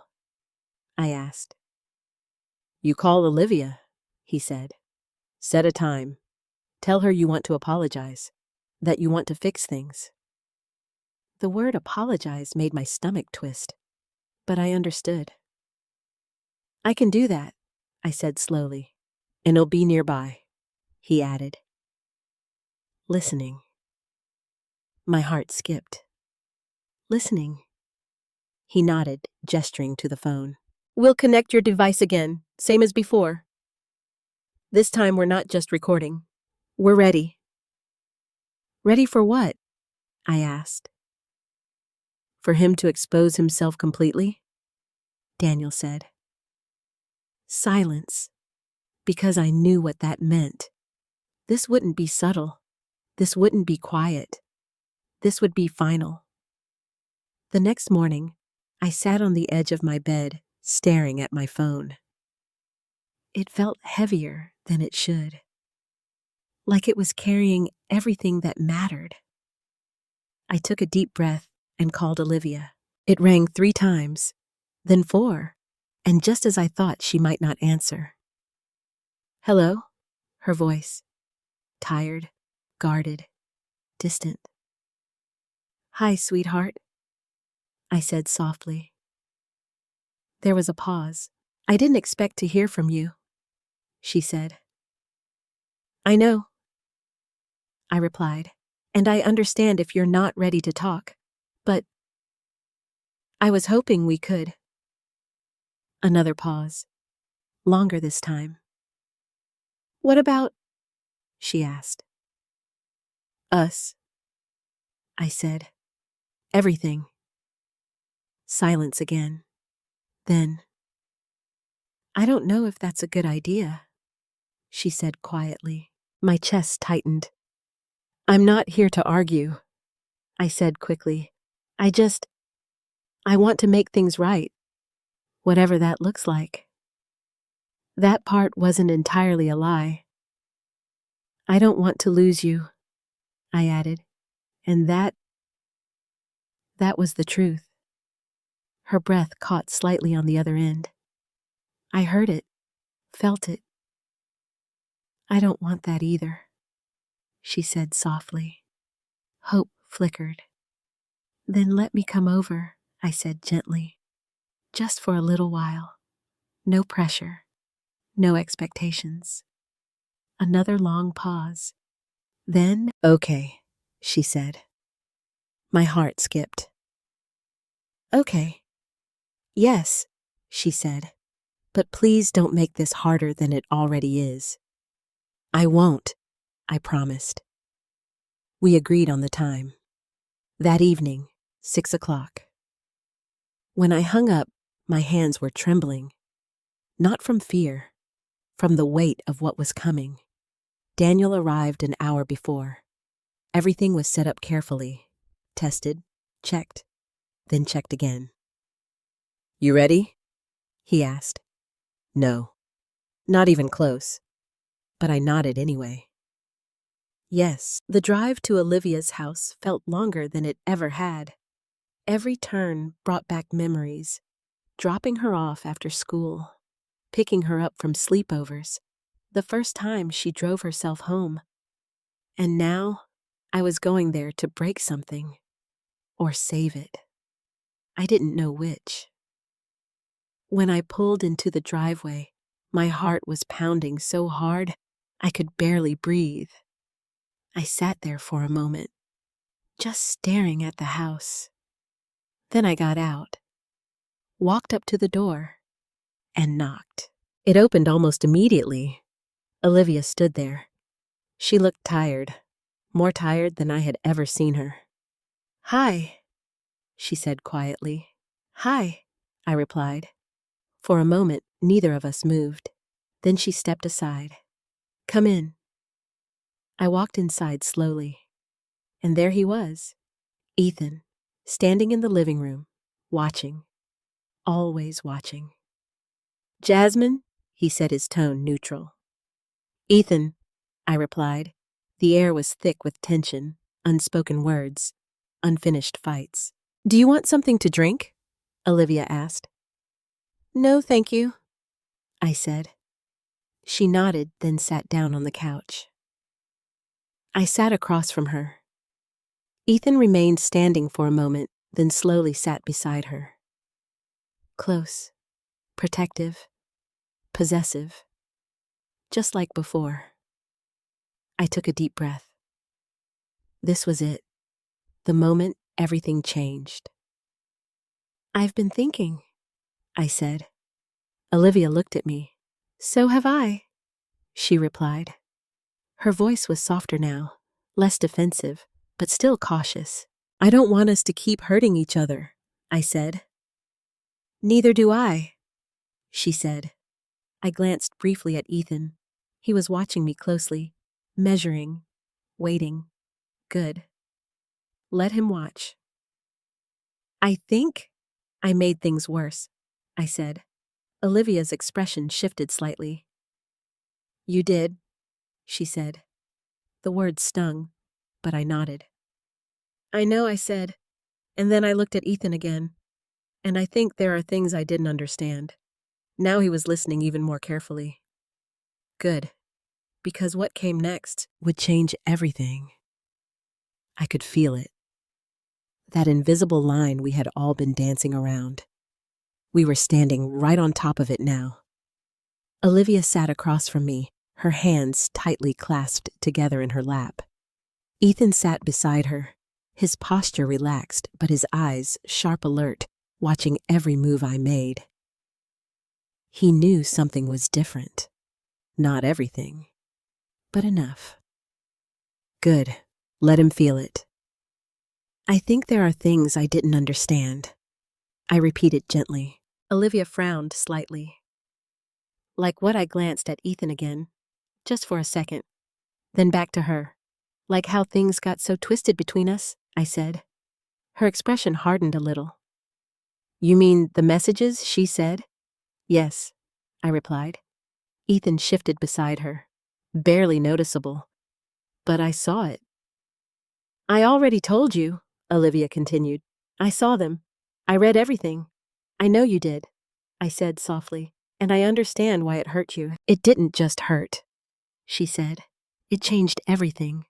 The pain in her voice cut deeper than anything Ethan had said to me, but I stayed steady.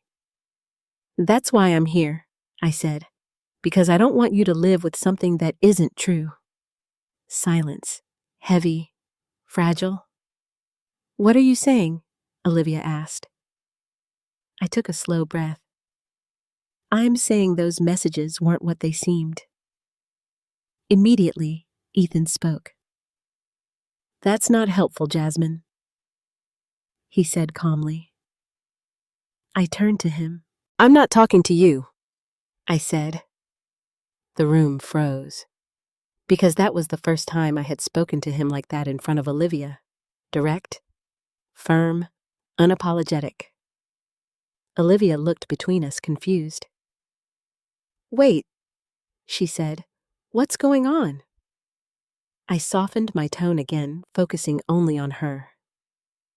"Sweetheart," I said gently, "I need you to hear something, and I need you to listen all the way through before you decide what you believe." Her brows furrowed. "You're scaring me." she said. That's not my intention, I replied. But the truth isn't always comfortable. Ethan leaned forward slightly. Olivia, you don't have to sit through this, he said. If she's going to start making accusations. I'm not making accusations, I cut in. I'm presenting facts. His jaw tightened. Just slightly. There are no facts, he said. There's just your interpretation.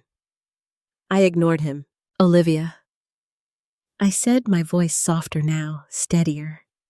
Do you remember the night you showed me those messages? She nodded slowly. Yes. Do you remember what time they were sent? I asked. She frowned, thinking. I don't know, late, I think. I nodded. One of them, I continued, was sent at 9:42 p.m. She blinked. Okay, I wasn't on my phone at 9:42 p.m. that night, I said. Ethan scoffed quietly. That doesn't prove anything, he said. Let me finish. I said, my voice sharper now. He fell silent, but his eyes, they were different now. Focused, calculating. Good. All now. Focused. Calculating. Good. Olivia looked at me again. How do you know that? She asked. Because I was at Maggie's house, I said. We were watching a movie. MY phone was in my purse the entire time. Olivia looked at me again. How do you know that? She asked. Because I was at Maggie's house, I said. We were watching a movie. My phone was in my purse the entire time. She hesitated. That doesn't mean you didn't. I checked, I said, gently. There's no message from me at that time. Not on my phone, not in my records. Her expression shifted, just a little. Confusion, doubt, the first crack. Ethan saw it too. I knew he did. Because he leaned in slightly, his tone calm but firm. Olivia, he said you saw the messages. You read them yourself. I did, she said, quietly.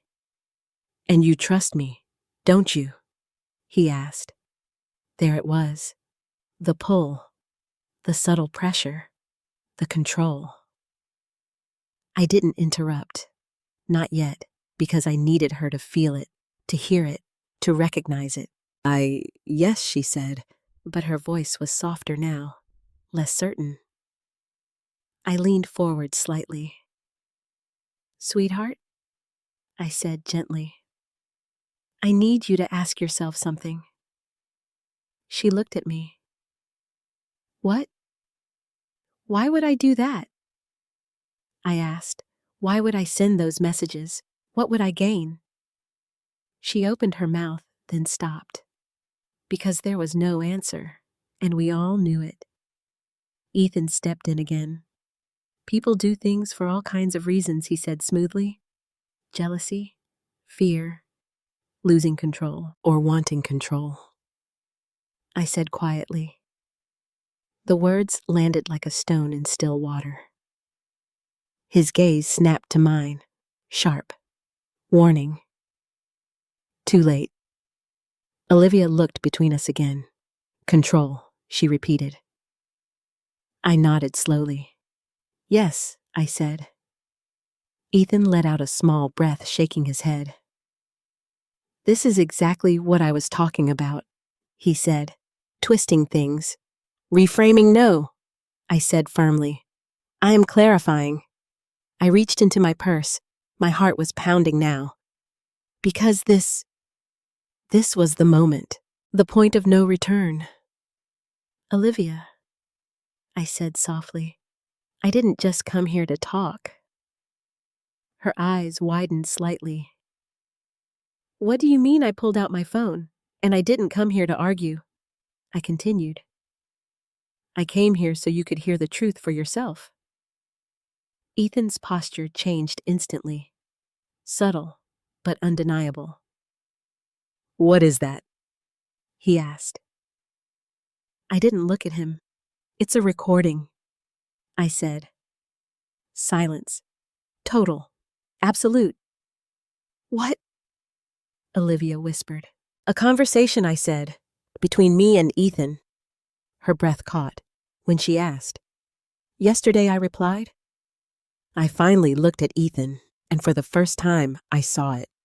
Not confidence, not control, fear. Real. Unmasked. Jasmine, he said, his voice lower now, tighter. You don't want to do this. But I did. God help me, I did. Because this wasn't about me anymore. It was about her. I think I do, I said. Olivia looked at him, then at me, then back at him. What is she talking about? She asked. Ethan stood up. Suddenly, too fast. Olivia, this is ridiculous, he said. She's trying to manipulate you. Sit down, I said.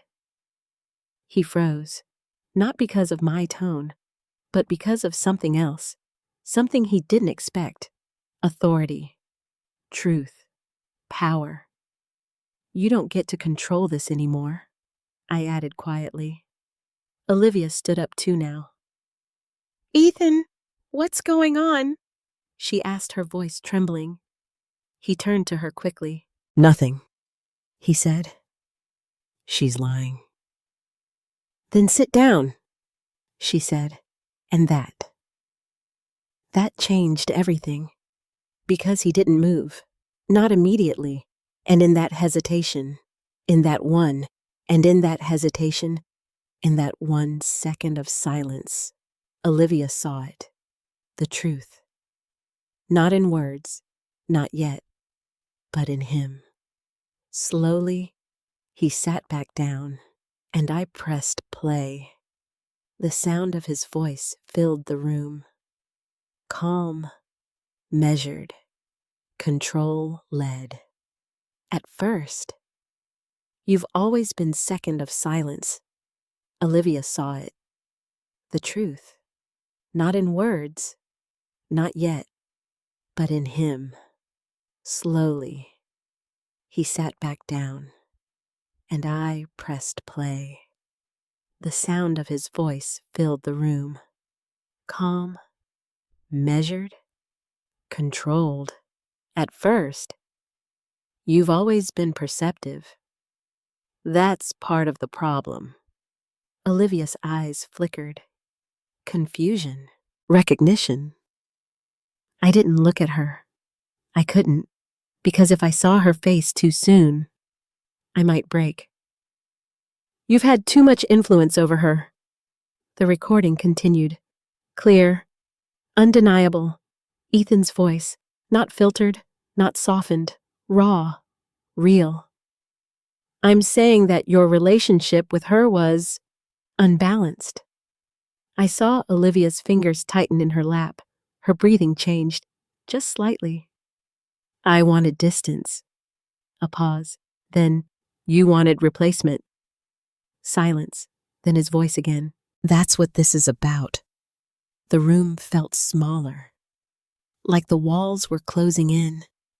Like the air itself was holding its breath. I finally looked at her. Her eyes were fixed on the phone.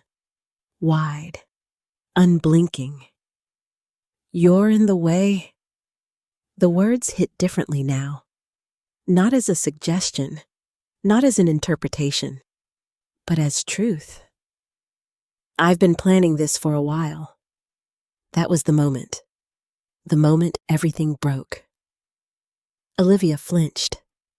Physically, like something inside her snapped. I saw her lips part slightly, but no sound came out. The recording kept playing. People are easier to shape when they think they're choosing. And that was the final blow. I reached forward and stopped the audio. Silence.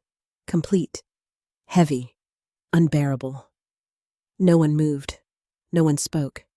Because there was nothing left to say. The truth was sitting there now. In the middle of the room. Alive. Unavoidable. Olivia slowly turned her head toward Ethan. It took everything in me not to look at him, because this belonged to her. "What was that?" she whispered. Her voice didn't sound like her own. It was smaller, fragile, like something had been stripped away.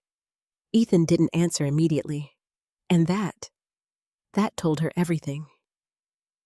"It's edited," he said finally. Calm. Too calm. My stomach turned. Of course he would try that. "It's taken out of context," he continued. "She's manipulating what you're hearing." "Stop."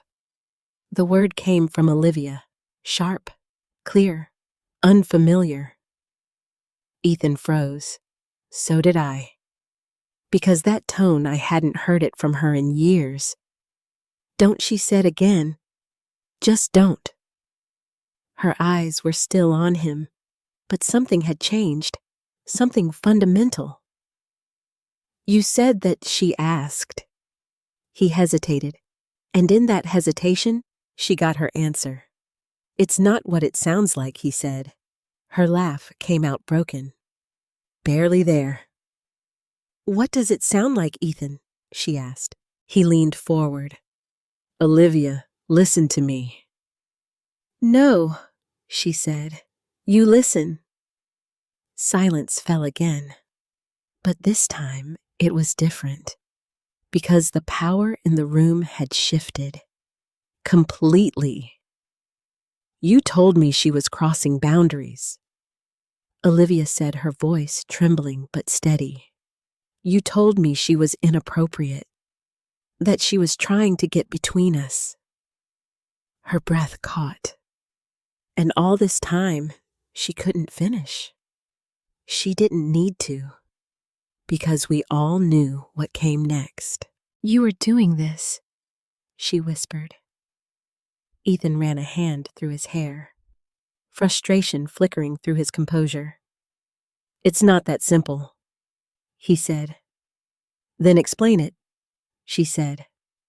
He opened his mouth, closed it, opened it again. But nothing came out, because there was no explanation, not one that could survive what she had just heard. "I was trying to protect us," he said finally. "Us." The word hung there, heavy, misplaced. "Protect us," she repeated. "Yes," he said, seizing onto it. "From interference, from outside influence." "She's my mother," Olivia said. Her voice cracked, but she didn't look away. "She was controlling you," he insisted. "You depended on her too much. I was helping you. By lying, she cut in. By guiding you," he corrected. The room went still again. Because that word, guiding, was worse than anything else. It was justification. It was belief. And Olivia saw it. Fully. For the first time. "You made me think she betrayed me," she said. Her voice was quieter now, but more dangerous. "You showed me those messages," she continued. "You told me what they meant. You..." Her voice broke. "You made me hate her." The last word shattered in the air, and that was the moment I almost lost it. But I stayed silent, because this was her truth now, not mine. Ethan leaned forward again. "Olivia, you're overreacting, don't," she said. Not loud, not sharp, but final. And this time, he stopped. Actually stopped. Because something in her voice told him he didn't have control anymore. "I need you to answer one thing," she said. He didn't respond. "Did you change those messages?" she asked. The question landed like a hammer, direct, unavoidable. Ethan looked at her, then at me. then back at her. And for the first time since I had known him, he didn't have an immediate answer. "That's not the point," he said finally. "Yes, it is," she said. Silence. Long. Heavy. "And then I adjusted them," he said. The words were quiet, barely audible, but they changed everything. Olivia closed her eyes, like she couldn't bear to see him anymore. "You adjusted them," she repeated. "Yes," he said quickly, but not to lie to clarify, to show what was already there.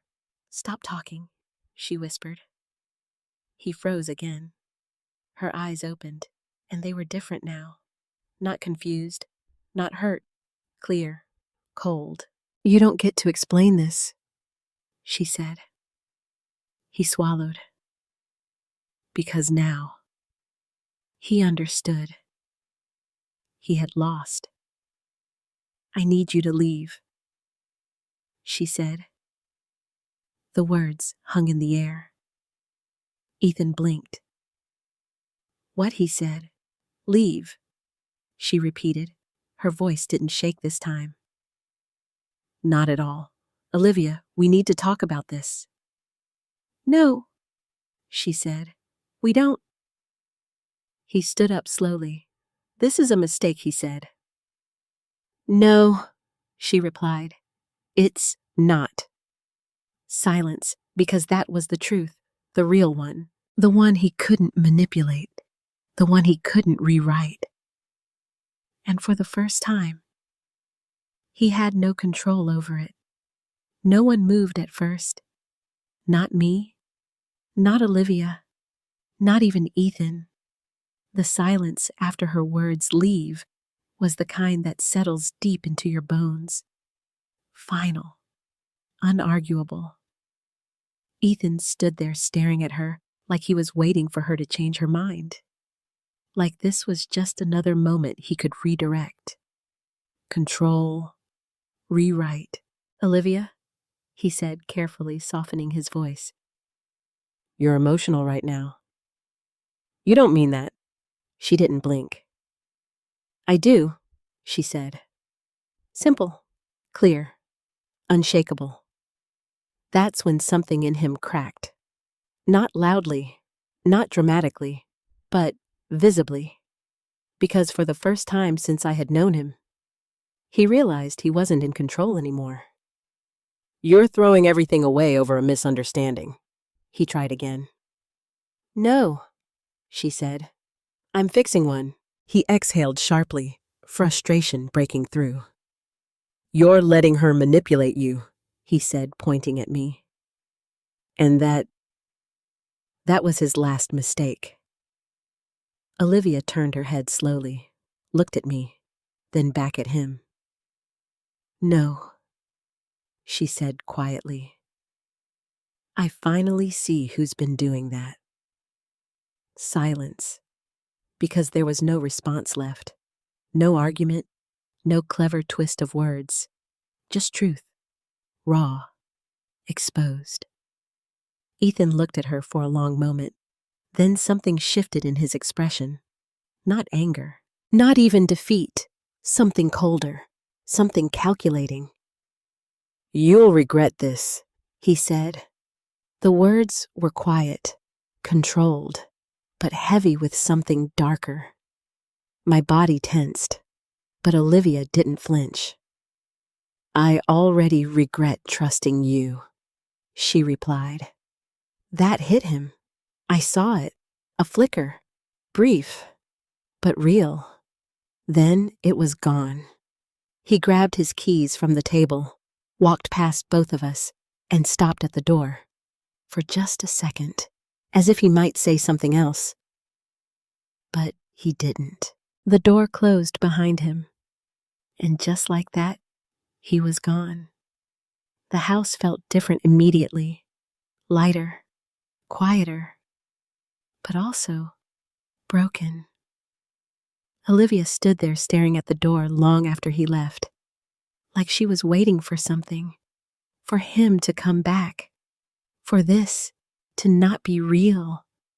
But it was. Slowly, she turned back toward me, and in her eyes, I saw it. Everything. The betrayal, the confusion, the heartbreak, and something else. Shame. Mom, she whispered. That word. That one word. It nearly broke me. I stood up slowly, not rushing, not overwhelming her, just there. I'm here, I said gently. Her lips trembled. I didn't believe you, she said. I shook my head softly. You didn't have the truth, I replied. I accused you, she continued. I said you were jealous. I thought you were trying to... Her voice cracked. She couldn't finish. Tears filled her eyes. I'm so sorry, she said. And then she broke. Completely. The walls she had built, the certainty she had clung to. Everything collapsed at once. She stepped toward me, and I caught her. Wrapped my arms around her like I used to when she was a child, and she held on to me like she hadn't in years. I'm so sorry, she kept repeating, over and over, her voice shaking, her body trembling. I closed my eyes, holding her tighter. It's okay, I whispered. No, it's not, she said. I let him turn me against you. I chose him over you. You were manipulated, I said firmly. That's not the same thing. She pulled back slightly, looking at me. But I should have known, she said. Me. But I should have known, she said. I should have trusted you. Trust is built on what you're shown, I said gently. And he controlled what you saw. She shook her head. I still hurt you, she said. Yes, I admitted softly. The truth mattered. But you're here now. I should have trusted you.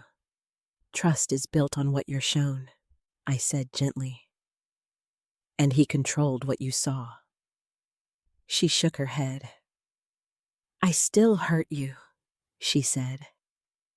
Yes, I admitted softly. The truth mattered. But you're here now, I added, and that matters more. She looked at me for a long moment, searching, like she was trying to understand how I could still be standing there, still loving her, still open. Why didn't you give up on me? She asked. The question hit deeper than anything else. Because the answer was simple. I'm your mother, I said. Her face crumpled again, and she pulled me into another embrace, this time quieter, softer, but somehow stronger. We stayed like that for a while, just holding each other, letting the storm pass. Eventually, she pulled away, wiping her face. What do I do now? She asked. The question wasn't just about Ethan. It was about everything. Her life, her trust, her sense of reality. I took a breath. You take it one step at a time, I said. You give yourself space. You process what happened. And him? She asked. I didn't hesitate. You stay away, I said. She nodded slowly. I will. There was strength in her voice now, not the same kind as before, not blind trust, but something wiser, something earned. I don't even know who he is anymore, she said quietly. I placed a hand on hers. You know enough, I said. She nodded, then looked at me again. I don't want to lose you, she said. You won't, I replied. Not ever. And this time, she believed me. In the weeks that followed, things weren't perfect. They weren't easy, but they were real. Olivia started therapy. She needed it to to process everything, to rebuild trust, not just with me, but with herself. We talked more, slowly, carefully. Sometimes it was hard. Sometimes we cried. Sometimes we just sat in silence, but we stayed together, and that was enough. As for Ethan, he didn't come back. Not really. There were a few messages at first. Apologies, excuses, attempts to regain control. But Olivia didn't respond. She had learned, and she was done. Looking back now, I realized something. The truth doesn't always protect you. Sometimes it breaks you first. But what matters is what you do after that. Do you stay broken, or do you rebuild stronger, wiser, clearer? I almost lost my daughter, not because she stopped loving me, but because someone else convinced her I wasn't safe to love. And that's the kind of damage that doesn't leave visible scars. But it's real, and it's dangerous. If you've ever felt like someone was trying to isolate you from the people who love you, pay attention. If someone makes you question your own reality, stop and ask why. Because love doesn't control. Love doesn't manipulate. Love doesn't make you choose between people who care about you. Love protects. And in the end, stop and ask why. Because love doesn't control. Love doesn't manipulate. Love doesn't make you choose between people who care about you. Love protects. And in the end, that's what brought us back together. If this story touched you in any way, I'd really like to hear from you. Have you ever experienced something like this? Have you ever been manipulated or watched someone you love fall into it? Share your thoughts in the comments. Your voice might help someone else see what they're going through. And if you believe in stories about truth healing and second chances, don't forget to like and subscribe. You're not alone.